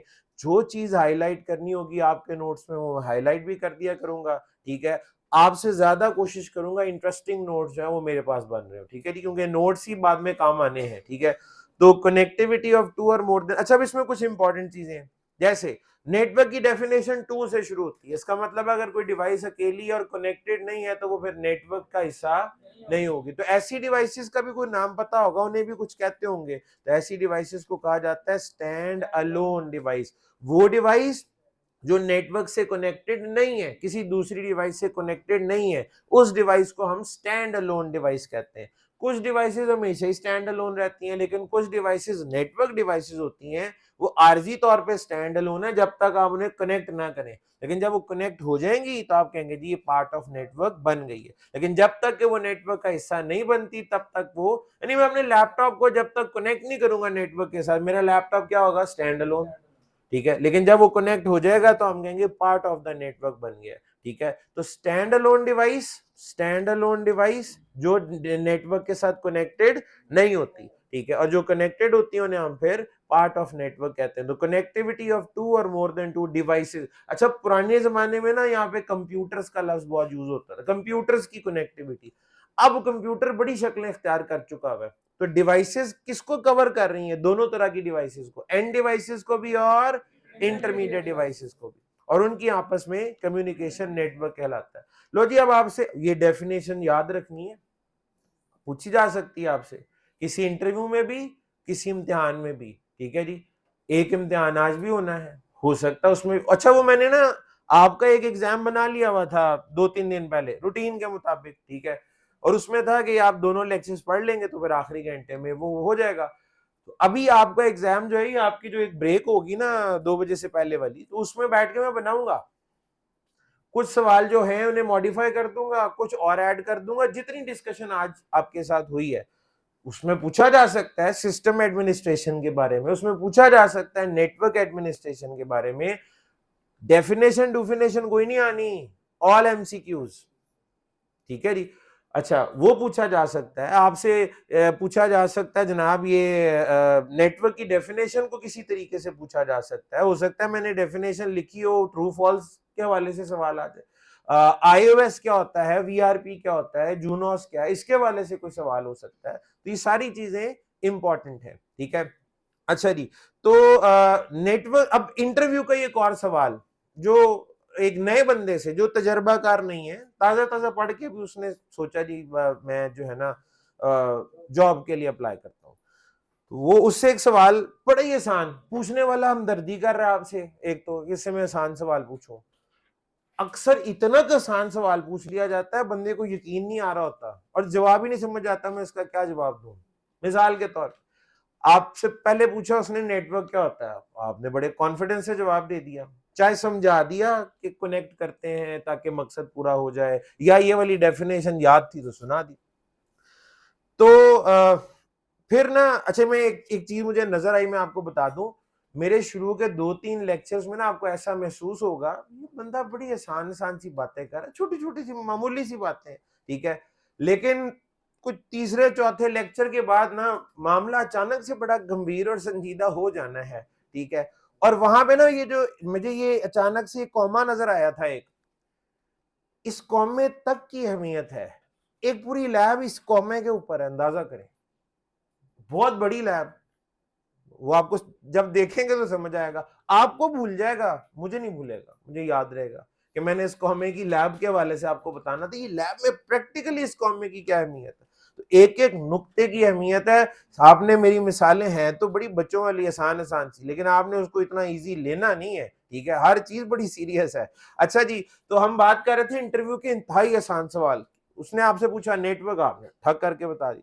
उसने कहा यार ये नेटवर्किंग हम करवाते हैं चीजों की, क्यों कराते हैं, हम नेटवर्किंग क्यों करवाते हैं, ये मेरा अब आपसे सवाल है, हम नेटवर्किंग क्यों करवाते हैं।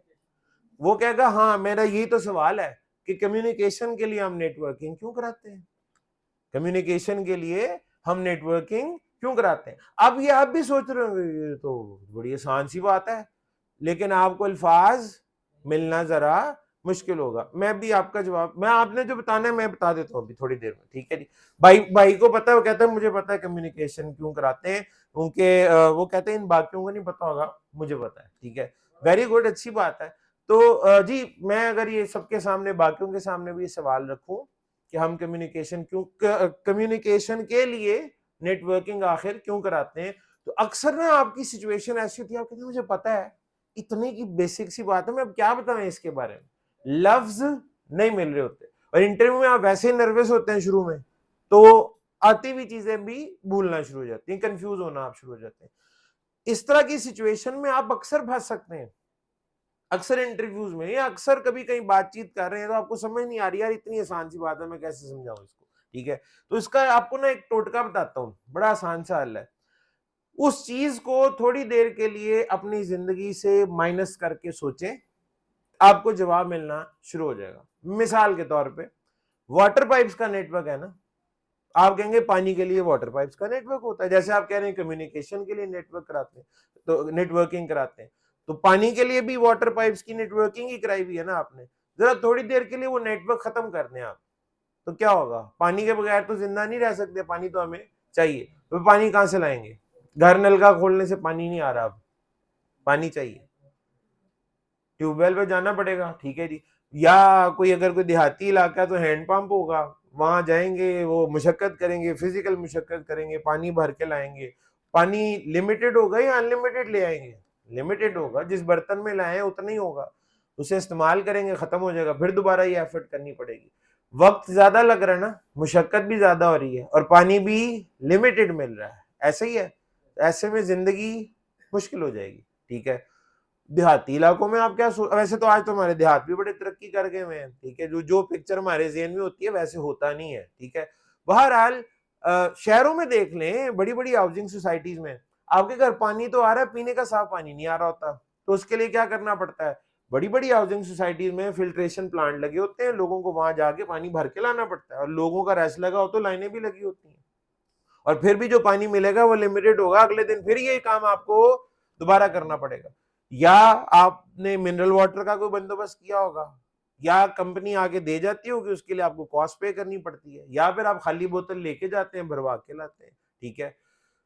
इसी तरह गैस की हमारे पास गैस की लोड शेडिंग बहुत सारी जगहों में, बहुत सारी सोसाइटीज में गैस आई नहीं, ठीक है जी, और जहां है वहां लोड शेडिंग होती है, जहां लोड शेडिंग होती है उन्हें क्या करना पड़ता है, सिलेंडर लगाना पड़ता है।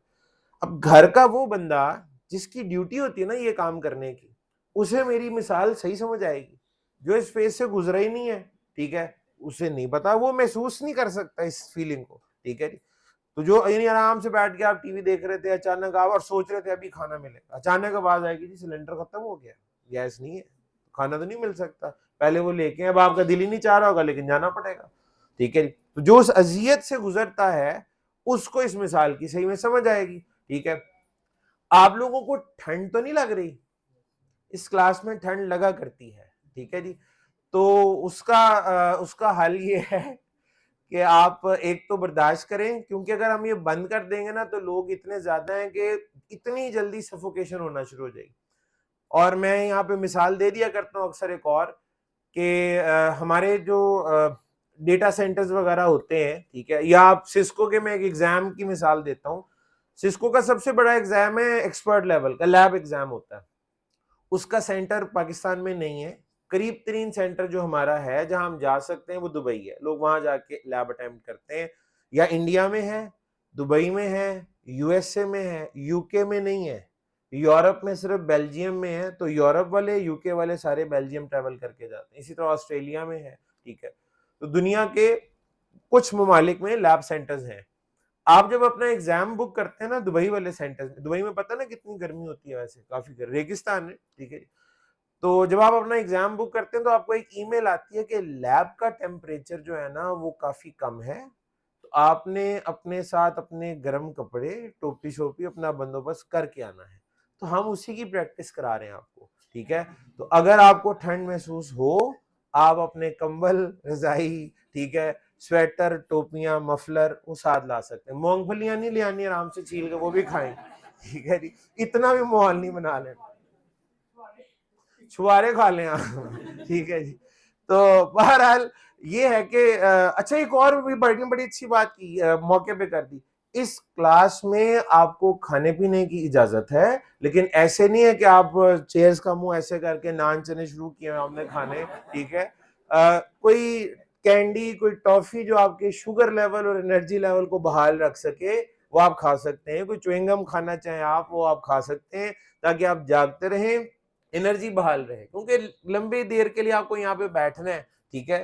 तो बिल्कुल इस हद तक आपको इजाजत है, ये ना हो कि खाने शुआर में चल रहे हो उधर, ठीक है जी, बर्गर खोल के लगे हो, इतना नहीं है, ठीक है। तो ये आप कर लीजिएगा, बिस्किट्स वगैरह आप खा सकते हैं, ठीक है। ये मैं कोई ये नहीं कह रहा बाहर दुकान खोली है मैंने उधर से जाके ले ले, जहां मर्जी से आप ब्रेक में जाके साथ ले आया करें जब आप आ रहे हो, ठीक है।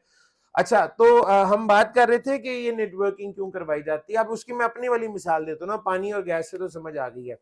मैंने आपको हर लेक्चर के बाद एक डेटा देने ही देना, 2 फाइलें, वीडियो और नोट्स, ये तो हर लेक्चर, इसके अलावा सॉफ्टवेयर भी है कुछ जो आगे जाके आपको देने हैं। अगर मेरे और आपके दरमियान नेटवर्किंग ना हुई हो, यानी नेटवर्क का कोई जरिया ना हो, ठीक है, इंटरनेट हमारे दरमियान ना होता, तो फिर ये डेटा देने का दूसरा तरीका क्या था। आप लोग अपनी अपनी यूएसबी या हार्ड ड्राइव लाएं क्लास के बाद, एक लाइन सुबह बाहर लगी हुई थी धूप में, फिर एक लाइन यहाँ पे लगती 100 बंदे की, ठीक है। और ऑनलाइन वालों को भी कहता है जहां जहां पे हैं बसों में सफर करके जहाज में बैठ के पहुंचे तक, और लाइन लग जाए यहाँ पे, तो 250 बंदा लाइन में खड़ा हो जाए, और एक एक करके वो जो जितनी भी जीबी की फाइल है, 2 जीबी तो कम से कम मेरा है बन ही जाएगा, ठीक है जी। वो वीडियो शीडियो रिकॉर्ड हो रही है, तो ये 2 जीबी की फाइल है, ये आपने कॉपी करनी है, ठीक है। और किसी के पास हो सकता है इतनी यूएसबी में लिमिट ही ना हो, पहले डेटा पड़ा हुआ है, किसी को ये मसला आएगा, और ये प्रैक्टिस आपको हर रोज करनी होगी। इतना टाइम लग सकता है इसमें कि अगली क्लास का टाइम शुरू हो जाएगा, अभी पिछलों का डेटा कॉपी नहीं होगा, बात समझ रहे हैं। तो फिर अगर मेरे और आपके दरमियान नेटवर्किंग हुई भी है तो उसका फायदा क्या है, हम बड़े बड़े टास्क को कम से कम एफर्ट और कम से कम वक्त में मुकम्मल कर सकते हैं। हम किसी भी काम के लिए जब नेटवर्किंग कराते हैं तो उसका मकसद होता है लेस एफर्ट और लेस टाइम के अंदर किसी बड़े टास्क को कंप्लीट कर लिया जाए। किसी भी बड़े टास्क को कम से कम वक्त और एफर्ट में कंप्लीट करने के लिए हम नेटवर्किंग कराते हैं। मकसद तो होता है हमारा कम्युनिकेशन, हमारा मकसद है उसे जल्दी मुकम्मल करना है। ठीक है जी, मैं अपनी फाइल आपको जैसे मर्जी पहुंचाऊं, है तो कम्युनिकेशन, लेकिन उसको जल्दी और कम से कम एफर्ट के साथ कंप्लीट करना होता है। अब ये जो मैंने ट्रिक आपको बताया ना कि जरा थोड़ी देर के लिए माइनस करके सोचें, तो आपको खुद ब खुद पता लग जाएगा ये चीज ने मेरी जिंदगी में क्या क्या आसानियां पैदा की हुई थी और इसके ना होने से क्या क्या मुश्किलात पैदा हो जाएंगी। आपको आइडियाज आना शुरू हो जाएंगे, जवाब मिलना। ये सवाल मुश्किल था ही नहीं, इसका जवाब बड़ा आसान ही था, लेकिन अल्फाज नहीं मिल रहे थे, वो आसान अल्फाज क्या बोले जाए। ले जी, अब इसी तरह से इसी बातों में से एक और बात, और ये जरा बड़ा अहम टॉपिक है जो आपके साथ मैं बताने लगा हूं। मैंने आपको कहा कि अगर नेटवर्क्स ना हो तो पानी हमें खुद बाल्टी में भर के या किसी बर्तन में भर के लाना पड़ेगा और वो महदूद होगा। तो पानी का डिस्ट्रीब्यूटर कौन हुआ, कैरी कौन कर रहा है पानी को? मैं और आप। एक बर्तन हमारे पास है, उसमें हम पानी ला और ले जा रहे हैं। गैस के लिए सिलेंडर हमारे पास है और हम वो भरवा के ला, और डेटा के लिए यूएसबी या हार्ड ड्राइव हमारे पास है, उसमें डेटा भर भर के इधर से उधर ला रहे हैं, ले जा रहे हैं। जब नेटवर्क आ जाता है हमारे दरमियान, जब क्या आ जाता है, जब नेटवर्क आ जाता है तो हम निकल नहीं जाते बीच में से, हमारे ऊपर से तो बोझ खत्म हो गया ना। जो चीज माइनस हो रही है वो मैं और आप हैं, यानी एज डिस्ट्रीब्यूटर या कैरियर हम निकल गए। पानी के कैरियर अब हम तो नहीं है, पानी के डिस्ट्रीब्यूटर हम तो नहीं, गैस के डिस्ट्रीब्यूटर हम नहीं है, डेटा के भी डिस्ट्रीब्यूटर अब हम नहीं है। तो हमारी जगह फिर किसने ले ली है? अब हमारी जगह कौन है? आप कहेंगे सर वो केबल्स, पाइप्स, वो जो पाइप आपने पानी के लिए गैस के लिए लगाया है, जब नेटवर्क बनाया तो उस पाइप ने जगह ले ली होगी, किसी केबल ने जगह ले ली होगी, ठीक है जी, किसी वायरलेस लिंक ने जगह ले ली होगी, ठीक है। ऐसा हमें लगता है कि ऐसा हुआ होगा, लेकिन ऐसा नहीं है। देखें, आपने अगर डेटा लेने के लिए मेरे पास आना है तो एक रास्ता बना हुआ है ना जिसपे आप चल के आएंगे। पानी भर के लाना है तो कोई रास्ता बना होगा जिसपे आप चल के जाएंगे और लाएंगे। गैस का सिलेंडर भरवा के लाना तो कोई रास्ता बना होगा जिसपे आप चल के जाएंगे और आएंगे। तो वो पाइप्स ने और केबल्स ने उस पाथ को या मीडिया को या मीडियम को रिप्लेस किया है, उस लिंक को रिप्लेस किया। मेरी और आपकी रिप्लेसमेंट, डिस्ट्रीब्यूटर की रिप्लेसमेंट वो पाइप और केबल नहीं है। पानी का डिस्ट्रीब्यूटर हम भी नहीं है और वो पाइप भी नहीं है। वो पाइप एक पाथ जरूर है, मीडिया, मीडियम, चैनल, लिंक वो जरूर है। हम, ठीक है जी, हम नहीं है, ठीक है जी, और वो पाइप भी नहीं है। तो फिर कौन है? अब पानी हमारे घर कौन भेज रहा है? कौन सी ऐसी ताकतें जिनकी वजह से पानी हमारे घर तक पहुंचता है, गैस हमारे घर तक पहुंचती है, इलेक्ट्रिसिटी हमारे घर तक पहुंचती है, और डेटा हमारा इधर से उधर और उधर से इधर आता है? कोई तो ताकत होगी ऐसी जो अब हमारी जगह ये काम कर रही है, ठीक है। इसके लिए वाटर पाइप्स की एग्जांपल में या गैस के केस में या इलेक्ट्रिसिटी के केस में फिजिक्स के कुछ रूल्स हैं जी जिन्होंने हमारी जगह ले लिया। अब वो क्या रूल्स हैं? जैसे हमें पता है, अच्छा कोई फिजिक्स नहीं पढ़ाने लगा, मैं आपको सादा आम बंदे को जितनी समझ आती है उतनी सी बात करूं। चीजें हमेशा ज्यादा प्रेशर से कम प्रेशर की तरफ जाती हैं, ये उसूल है एक फिजिक्स का, ठीक है। ये पानी का टैंक इतना ऊंचा क्यों बनाया जाता है? प्रेशर ज्यादा होगा और नीचे प्रेशर कम होगा। कभी आपने देखा आपने अपने घर में पानी का वो जो नीले या सफेद रंग का टैंक होता है वो नीचे रखा हो बेसमेंट में, और वो नीचे से ऊपर पानी ऊपर ही रखते हैं ना छत पे, ऊपर से नीचे आता है, ठीक है। ऊपर रखेंगे तो प्रेशर ज्यादा होगा, नीचे प्रेशर कम है तो ज्यादा प्रेशर से पानी नीचे आता है। आप में से कुछ लोग कहेंगे लो सर अब पता लग गया कि आप हमारे से 2 फुट ऊंचा क्यों बैठे हुए हैं, क्योंकि इधर प्रेशर ज्यादा होगा, नीचे प्रेशर कम है, तो इधर से डेटा जो है ना वो नीचे आहिस्ता आहिस्ता पहुंच जाएगा। तो ऐसी कहानी नहीं है, ठीक है। वो डेटा पे अभी आते हैं। गैस के केस में भी यही सिनेरियो है। सिलेंडर के अंदर प्रेशर ज्यादा है, बाहर कम है, तो अंदर से सिलेंडर के गैस बाहर निकलती है। और सिलेंडर जब भरना होता है तो क्या होता है, जहां से भरते हैं वहां प्रेशर ज्यादा होता है और सिलेंडर के अंदर कम होता है, तो गैस उसके अंदर ऐड हो जाती है, ठीक है। और इलेक्ट्रिसिटी में भी यही है, पोटेंशियल डिफरेंस। ये पंखा चलाने के लिए 2 तारें जोड़नी पड़ती है ना, एक से तो नहीं चलता। एक को हम फेज और एक को न्यूट्रल कहते हैं, ठीक है जी। कोई लाल और काली तार होती है, जब तक वो नहीं दोनों लगाएंगे ये नहीं चलेगा। एक पे 220 वोल्ट है, दूसरे पे 0 है, पोटेंशियल डिफरेंस है। तो जो जहां ज्यादा है वहां से कम की तरफ जो है चार्जेस फ्लो करना शुरू हो जाते हैं, हम कहते हैं जी करंट फ्लो हो रहा है। ये जो बिजली की तारें लगी हुई हैं बाहर, वो 4 तारें हमको आमतौर पे नजर आ रही होती हैं, वो परिंदे जब किसी एक तार पे बैठते हैं तो मरते क्यों नहीं है? क्योंकि उनका दोनों टांगे एक ही पोटेंशियल के ऊपर होती हैं, ठीक है। अगर एक टांग एक पे और जो दूसरी है वो कोई नीचे वाली पे हो तो आपको उसके थोड़े से पर उड़ते हुए नजर आएंगे और कुछ भी नहीं होगा, ठीक है। तो पोटेंशियल डिफरेंस, फिजिक्स के लॉज हैं ये सारे। अब आप कहेंगे सर ये हमारी कम्युनिकेशन में भी फिजिक्स के लॉज इस्तेमाल हो रहे होंगे।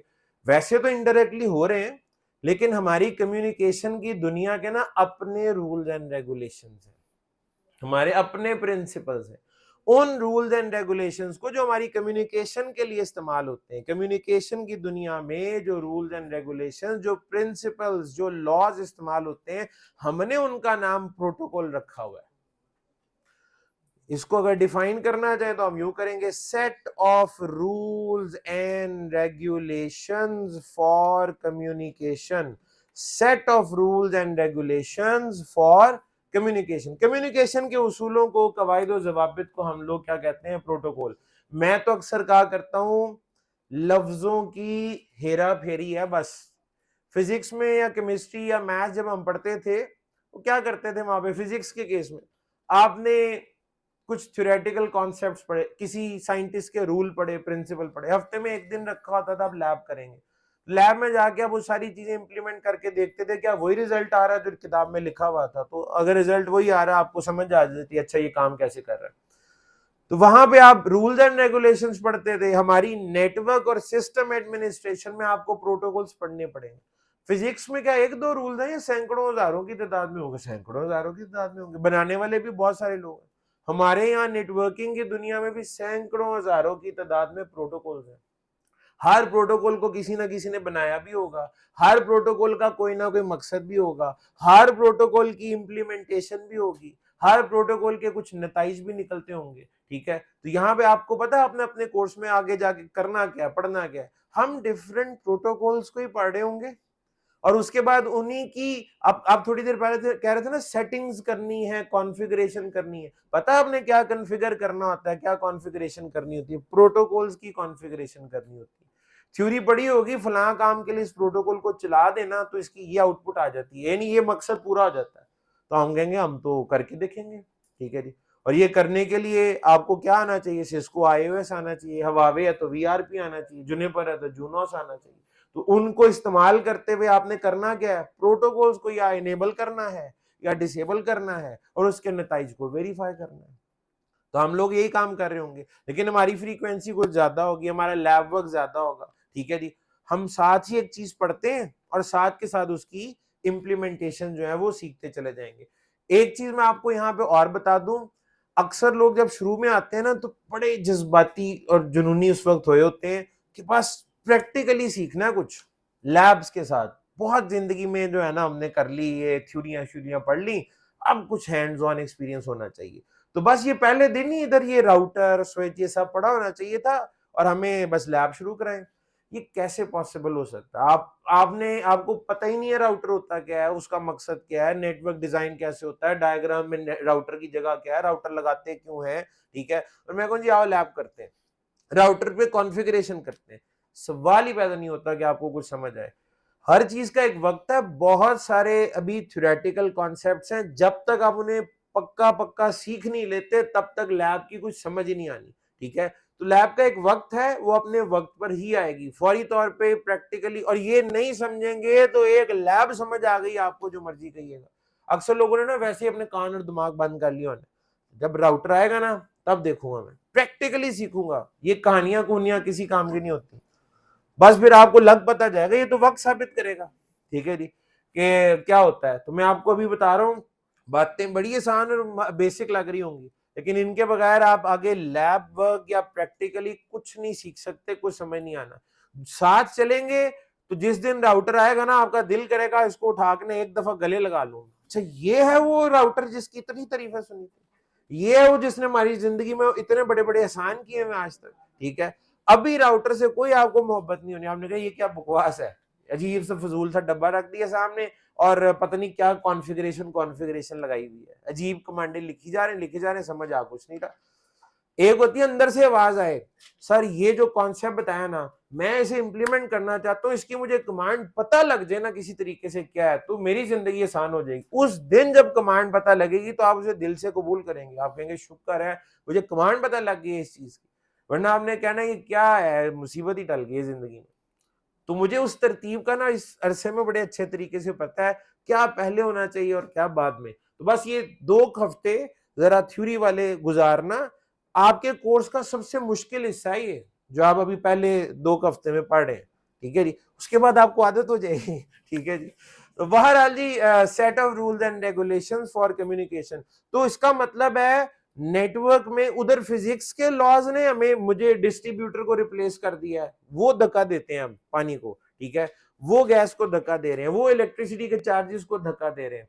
तो यहाँ पे हमारे केस में प्रोटोकॉल जो है वो धक्का दे रहे हैं, हम बीच में से निकल गए। अब आप कहेंगे जैसे आपने कहा फिजिक्स में बहुत सारे लॉज होते हैं, तो हमारे बहुत सारे प्रोटोकॉल्स होते हैं, कोई एक खास प्रोटोकॉल ही होगा ना जो डेटा को धक्का धुक्का दे रहा होगा, तो उसका कोई नाम पता भी होगा।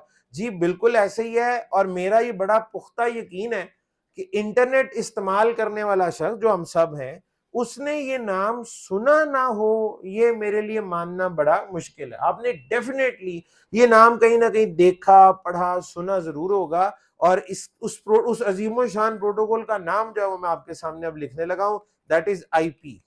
आईपी से बनता है इंटरनेट प्रोटोकॉल, आईपी या इंटरनेट प्रोटोकॉल। अब मसला ये है, जैसे मुझे इधर से आवाज आई है, मैंने कहा आईपी इंटरनेट प्रोटोकॉल, लेकिन एक भाई ने कहा आईपी एड्रेस, छोटी सी आवाज आई होगी। बिल्कुल आपने गलत नहीं कहा, आपने ये भी सुन रखा, क्योंकि मसला ये है आईपी का लफ्ज लोगों ने ज्यादातर आईपी एड्रेस के साथ ही सुना होता है। आईपी और आईपी एड्रेस, आईपी और आईपी एड्रेस दो बिल्कुल मुख्तलिफ चीजें हैं। आईपी और आईपी एड्रेस दो बिल्कुल मुख्तलिफ चीजें हैं, दोनों में जमीन आसमान का फर्क है। मैं ये फर्क आपको बताता हूं, और ये भी बता रहा हूं, आप कहीं दुनिया के किसी भी मुल्क में जाके जब इंटरव्यू देते हैं ना, और आप एज बिगिनर जा रहे हैं, यानी फ्रेश इंजीनियर के तौर पे, तजर्बा भी नहीं है, आपसे ये सवाल जरूर पूछा जाता है, आईपी क्या है और आईपी एड्रेस क्या है, ठीक है जी। अक्सर पूछा आईपी जाता है, लोग बता आईपी एड्रेस देते हैं, पूछा आईपी एड्रेस जाता है, बता आईपी देते हैं, ठीक है। तो ये मैं फर्क आपको बता रहा हूं। जब मैं आपको कहूं ये चीज इंटरव्यू इम्तिहान के लिए है, मैं मतलब तो समझ ही जाए होंगे ना, हो सकता है आपके भी आज के टेस्ट में ये चीज पूछी जाए आपसे, ठीक है जी। तो आईपी या इंटरनेट प्रोटोकॉल क्या है, इसको डिफाइन कर लेते हैं। आईपी का रोल बिल्कुल वही है जो डाकिए का है, पोस्टमैन का, और वो हम यूं लिखेंगे, IP distributes the data in a network from source to destination. IP distributes the data in a network from source to destination. IP एक डिस्ट्रीब्यूटर है, बिल्कुल डाकिए की तरह। IP distributes the data. अच्छा, इसके ना इस पूरी डेफिनेशन में ये डिस्ट्रीब्यूशन या डिस्ट्रीब्यूट्स का लफ्ज आपने ज़हन में रखना है, बस कीवर्ड इज डिस्ट्रीब्यूट्स। आईपी क्या है? डिस्ट्रीब्यूटर, डाकिया, पोस्टमैन, बिल्कुल वैसा ही है, ठीक है जी। तो internet protocol, IP distributes the data in a network from source to destination, ये एक डिस्ट्रीब्यूटर है। अच्छा, अब आईपी एड्रेस के बारे में भी अभी बता देता हूं थोड़ा सा, आगे जाके दोबारा ये आईपी की डेफिनेशन भी थोड़ी सी फाइन ट्यून करनी पड़ेगी हमें कुछ अरसे बाद, अभी इनिशियल डेफिनेशन ये है, ठीक है। जैसे जैसे आगे पढ़ते जाएंगे कुछ चीजें और शामिल कर लेंगे इसमें। आईपी एड्रेस की बात करता हूं मैं जी। आईपी एड्रेस ये क्या चीज है? आईपी एड्रेस को कुछ यूं डिफाइन किया जाता है, IP address is a logical identifier of network devices. IP address is a logical identifier of network devices, ठीक है जी। IP address is a logical identifier of network devices. Logical identifier में बताता हूं क्या है। आईपी क्या है? डिस्ट्रीब्यूटर। आईपी एड्रेस क्या है? Logical identifier. लफ्ज तो यही है ना जो जेहन में रखने वाले हैं। आईपी डिस्ट्रीब्यूटर है, आईपी एड्रेस लॉजिकल आइडेंटिफायर, एक डाकिया है और एक मकान नंबर है। आपसे पूछा जाता है डाकिये की तारीफ करो और आप मकान नंबर की तारीफ शुरू कर देते हैं, दोनों में फर्क है, ठीक है। डाकिये का रोल अलग है, building number, block number, house number, इनमें फर्क है, ठीक है। आप कहेंगे सर आईपी तो चलें ठीक हो गया, डिस्ट्रीब्यूटर है। आईपी एड्रेस में अगर आप लिखते ना आइडेंटिफायर ऑफ नेटवर्क डिवाइसेस, हमने चुप करके मान लेना था, यानी मैं लिखता IP address is an identifier of network devices, ये लिखता ना, हमने कहना था वेरी गुड, हमने कहना था हमारे ज़हन में भी कुछ ऐसी बात थी। सारा काम खराब किसने किया? लॉजिकल के लफ्ज। ये क्या बात हुई? लॉजिकल आइडेंटिफायर, ऐसा ही है ना, इसने काम खराब, मजा खराब कर दिया सारा इसने। अब दिमाग में ये सवाल आ रहा है ये लॉजिकल आईडी क्या होती है, इस पे बात कर लेते हैं। आईडीज होती हैं दो तरह की, और अक्सर ये भी याद रखिएगा अक्सर कॉन्सेप्ट ना वक्तन फवक्तन रिपीट भी होने हैं।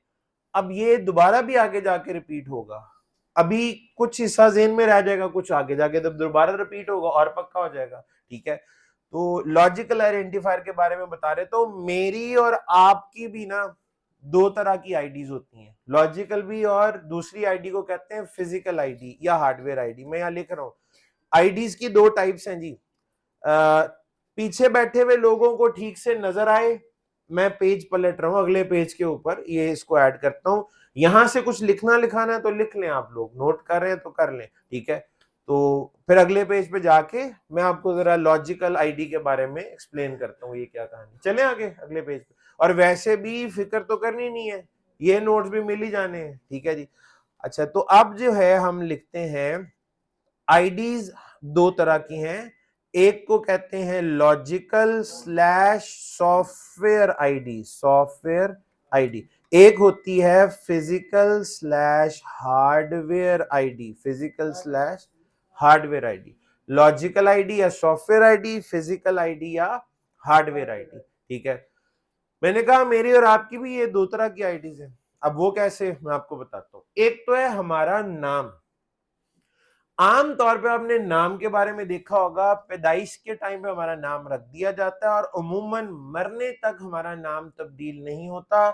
बर्थ सर्टिफिकेट पे भी नाम वही होता है, और आपके कब्र पे कतबा जो लगता है या डेथ सर्टिफिकेट भी जो होता है उस पे नाम वही होता है आम हालात में। आपने अपनी जिंदगी में शायद एक आधा केस ऐसा देखा या सुना हो कि किसी जान पहचान वाले ने अपना नाम तब्दील कर लिया, ठीक है जी। तो अमूमन ऐसा होता नहीं है। ऐसा आपने कभी सुना है मैं आपके सर इस हफ्ते आप आके इस हफ्ते के लिए मेरा नाम ये, अगले हफ्ते नया नाम बताऊंगा मैं आपको, ऐसा नहीं ना होता, अगले हफ्ते नया नाम, ठीक है। या कोई कहे आज मेरा नाम ये है, कल कल का नाम कल देखेंगे, तो नाम चेंज इस तरह से नहीं होता। लेकिन हमारी कुछ ऐसी आईडीज हैं जो कि बहुत फ्रीक्वेंटली चेंज हो सकती हैं और उसमें कोई बड़ी बात भी नहीं होती, अजीब चीज नहीं है। जैसे हमारा रोल नंबर, हम स्कूल में होते हैं, हमारा एक रोल नंबर होता है, हमारा सेक्शन या क्लास चेंज हो जाए रोल नंबर बदल जाता है। हमारे फाइनल एग्जाम्स आते हैं रोल नंबर बदल जाता है, हमारे बोर्ड एग्जाम्स आते हैं उधर कुछ और रोल नंबर होता है, कॉलेज में कुछ और, यूनिवर्सिटी में कुछ और, जॉब करते हैं तो एम्प्लॉय आईडी मिल जाती है, वो नंबर होता है वो कुछ और, ठीक है। लेकिन हर जगह नाम जब हम साथ लिखते हैं तो नाम अमूमन हमारा चेंज नहीं हो रहा। नाम हमारी ऐसी आईडी है जो फिक्स्ड है, और रोल नंबर हमारी एक ऐसी आईडी है जो वेरिएबल है, चेंजेबल है। रोल नंबर बदल जाए हमको एहतियात नहीं करते, हम कहते मैं तो बाहर धरना देने लगूं, मेरा रोल नंबर कैसे बदल गया, ये गोल्डन रोल नंबर था मेरा, ठीक है जी, तो ये कैसे चेंज हो सकता। तो नॉर्मल सी बात है रोल नंबर का बदलना, ठीक है। तो लॉजिकल या सॉफ्टवेयर आईडी वो है जिसको हम वेरिएबल आईडी कहते हैं, इसका तब्दील होना नॉर्मल सी बात है, ठीक है जी। और हार्डवेयर या फिजिकल आईडी वो है जो हमारी फिक्स्ड आईडी होती है, यानी हम अपने नाम को फिजिकल या हार्डवेयर आईडी कह सकते हैं और अपने रोल नंबर को हम लॉजिकल या सॉफ्टवेयर आईडी कहेंगे। भाई बड़ा सिंपल हो गया, ऐसी आईडी जो बदल सके उसे क्या कहेंगे? लॉजिकल, और ऐसी जो फिक्स रहे फिजिकल या हार्डवेयर। फिक्स वाली क्या है? फिजिकल या हार्डवेयर। चेंज होने वाली लॉजिकल या सॉफ्टवेयर आईडी। आईपी एड्रेस को मैंने अब क्या कहा है इनमें से? आईपी एड्रेस को मैंने कहा ये एक लॉजिकल आईडी है, इसका मतलब है किसी भी नेटवर्क डिवाइस का आईपी एड्रेस कभी भी तब्दील हो सकता है, ये कोई ऐसी बात नहीं जी। जी मैं बिल्कुल। तो ये लॉजिकल और फिजिकल को ना, फिजिकल आईडी ऐसी आईडी है जो क्या रहती है? फिक्स्ड। कीवर्ड्स को हाईलाइट कर देते हैं, जेन में रह जाएंगे, और जब नोट्स भी रिवाइज करेंगे तो बस ये बात आपको जेन में रखनी होगी कि हमारी जो लॉजिकल या सॉफ्टवेयर आईडी है वो वेरिएबल है, चेंजेबल है, आराम से बदली जा सकती है। फिजिकल और हार्डवेयर आईडी फिक्स होती है, फिक्स आईडी और वेरिएबल आईडी, बस ये जेन में रखना है, ठीक है। आईपी एड्रेस को हम क्या कह रहे हैं जी? IP address is a logical identifier, logical identifier, ठीक है। यानी कि आईपी एड्रेस चेंजेबल है, वेरिएबल है। मेरे इस डेस्कटॉप का भी एक आईपी एड्रेस है, घंटे बाद यही होगा, कोई जरूरी नहीं है। मैं इसको घर जाके यूज करूंगा, इसका कोई और आईपी हो सकता है। मैं खुद अभी के अभी इसका आईपी एड्रेस बदलना चाहूं, मैं बदल सकता हूं, ठीक है जी। और ये बड़ी नॉर्मल सी प्रैक्टिस है, कभी भी आप अपना आईपी एड्रेस तब्दील कर सकते हैं। ये खुद से भी हो सकता है, इसको हम किसी सॉफ्टवेयर की मदद से भी कर सकते हैं और खुद भी चेंज कर सकते हैं, दैट इज नॉर्मल। अब साथ ही जेन में आता है, सर मेरी और आपकी दो तरह की आईडीज है ना, तो नेटवर्क डिवाइसेस की या एक ही तरह की होती है या उसकी भी कोई फिजिकल या हार्डवेयर आईडी होती है? जी बिल्कुल होती है। हमारी नेटवर्क डिवाइसेस की जो फिजिकल या हार्डवेयर आईडी है उसको हम कहते हैं मैक एड्रेस, ठीक है जी। मैक एड्रेस, मैक से बनता है media access control, media access control. बहुत ज्यादा भी इसके बारे में सोचने की जरूरत नहीं है। एक पूरा हफ्ता आपका, पूरा हफ्ता जो आपका एक है वो इन एड्रेसिंग स्कीम्स के ऊपर ही है। आईपी एड्रेसिंग, उसके दो वेरिएंट्स हैं, वेरिएंट 4 एंड वेरिएंट 6, दोनों वो और मैक एड्रेसेस। पूरा हफ्ता से हमारी मुराद ये होती है 12 घंटे, ठीक है जी। तो 12 घंटे पूरे ऐसे हैं जिनमें आपने सिर्फ पढ़नी ही आईपी एड्रेसिंग और मैक एड्रेसिंग है, जो कि आगे आ जाएगी, ठीक है। और जब आउटलाइन आपके पास होगी तो आप उसमें देख भी सकेंगे कि इस हफ्ते क्या पढ़ा और अगले हफ्ते हम क्या पढ़ने वाले हैं, ठीक है। तो अभी तो सिर्फ मैंने तारुफ कराया है कि नेटवर्क डिवाइसेस को पहचान करने के हमारे पास कुछ तरीके हैं, उनमें एक आईपी एड्रेस है और एक मैक एड्रेस है। मैक एड्रेस कैसा एड्रेस है? जो कि फिक्स रहता है। मैक एड्रेस कैसा एड्रेस है? जो कि fixed. MAC is fixed ID of network devices. MAC network devices की फिक्स्ड आईडी है, मैक नेटवर्क डिवाइसेस की फिक्स्ड आईडी है, ठीक है। Media access control is fixed ID of network devices, fixed ID of network devices. Logical ID IP है, fixed ID MAC है। Media access control fixed ID MAC है, logical ID IP है। भाई हमें पता ना हमारा नाम और रोल नंबर है, डिवाइसेस का भी आईपी एड्रेस और मैक एड्रेस है। IP variable, MAC fix. जाहिर है जब पूरा पढ़ लेंगे तो ये वजह भी समझ आ जाएगी मैक क्यों होता है और आईपी एड्रेस क्यों होता है, दो दो क्यों चाहिए, ठीक है। तो उसकी रीजन भी सामने आ जाएगी, ठीक है। अभी तो सिर्फ जनरल कुछ टर्म्स देख रहे हैं। प्रोटोकॉल की आईपी आया तो आपने कहा आईपी एड्रेस, आवाज आई आईपी एड्रेस, क्योंकि यही आवाज बहुत सारों के जेन में थी, तो इसको क्लियर करना जरूरी था। अभी आपने सिर्फ ये जेन में रखना है, आईपी अलग है, आईपी एड्रेस अलग है। आईपी डिस्ट्रीब्यूटर है, आईपी एड्रेस आइडेंटिफायर है, लॉजिकल आइडेंटिफायर। बस ये इतनी, इस पूरी डिस्कशन में से मुझे अभी इतनी बात की जरूरत है, ठीक है। अच्छा जी, यहां मैंने वैसे एक सवाल बड़ा फौरी तौर पे जेन में आ जाता है। मैंने कहा IP distributes the data in a network from source to destination, लिखी हुई ना ये line, IP distributes the data in a network from source to destination. एक बंदा आराम से पूछ ले मासूमियत के साथ, कैसे? मैंने कहा आईपी डेटा डिस्ट्रीब्यूट करता है नेटवर्क में एक जगह से दूसरी जगह। पूछने वाला पूछे कैसे करता है? कितना फ्रीक्वेंट, मतलब कितना ऑब्वियस एक क्वेश्चन है जो आता है जेन में, ठीक है। इस कैसे का जवाब जानते हुए मुझे भी 20 साल से ज्यादा हो गए हैं और आपको भी इतने तो लगेंगे। कहने का मतलब ये है, इसका एक लाइन का जवाब नहीं है। कैसे आईपी डेटा कैसे, वही तो सीखना है। हर रोज आपको इस सवाल का जवाब मिलेगा, इसका एक लाइन का आंसर ही नहीं है कि कैसे। यही तो है, यही तो पूरी नेटवर्क एडमिनिस्ट्रेशन और यही पूरी सिस्टम एडमिनिस्ट्रेशन है। आखिर कम्युनिकेशन हो कैसे रही है, हर रोज आप इसका जवाब जानेंगे। लेकिन फिर भी आप कहेंगे सर कोई थोड़ा मुख्तसर होके, तो वो मुख्तसर भी कितना होगा? वो मुख्तसर भी कम से कम आपको 5-6 घंटे लगेंगे मुख्तसरन जानते हुए, ठीक है जी। अगर हमारी वो कल से आज तक हम चल रहे होते तो वो हम पहुंच जाना था, लेकिन आप अगले हफ्ते पहुंच जाएंगे, कोई मसला नहीं है, ठीक है। तो ये मैंने कहा अगर किसी के जेहन में आ रहा है ना कैसे, तो मैं थोड़ी सी आपको हौसला दे दूं कि भाई यही सीखना है, पता लग जाएगा। अच्छा जनाब, एक और सवाल जेहन में आ रहा है। आप कहेंगे सर ये जो आपने आईपी का जिस तरह तारुफ करवाया ना हमें, तो हमें बिल्कुल हमने ना अपने दिमाग में डाकिये की शक्ल बना ली है। एक बंदे ने सर पे बोरी उठाई हुई है, डाक है और वो चल के जा रहा है। तो ये आईपी दिखता कैसे है? क्या हमारी मुलाकात होगी इससे? क्या मिलवाएंगे इस आईपी के साथ? ये कैसा है? इसकी शक्ल कैसी होती है? डाकिये ही है ना, तो कैसा होता है? क्या मिल सकेंगे? इसको छुआ जा सकता है या नहीं? ठीक है, तो उस हवाले से मैं आपको बता दूं, यानी आईपी किस किस्म की चीज है?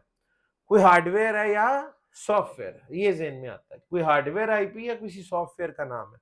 तो इसका बड़ा आसान सा रूल है, आप लोग जानते होंगे, बचपन में हम लोग अब ये सीख लेते हैं। जिस चीज को टच किया जा सकता है वो हार्डवेयर, ठीक है जी, और जिसको छू नहीं सकते, टच नहीं किया जा सकता, वो सॉफ्टवेयर है। ठीक है, टचेबल, अनटचेबल, इंटेंजिबल, ठीक है जी।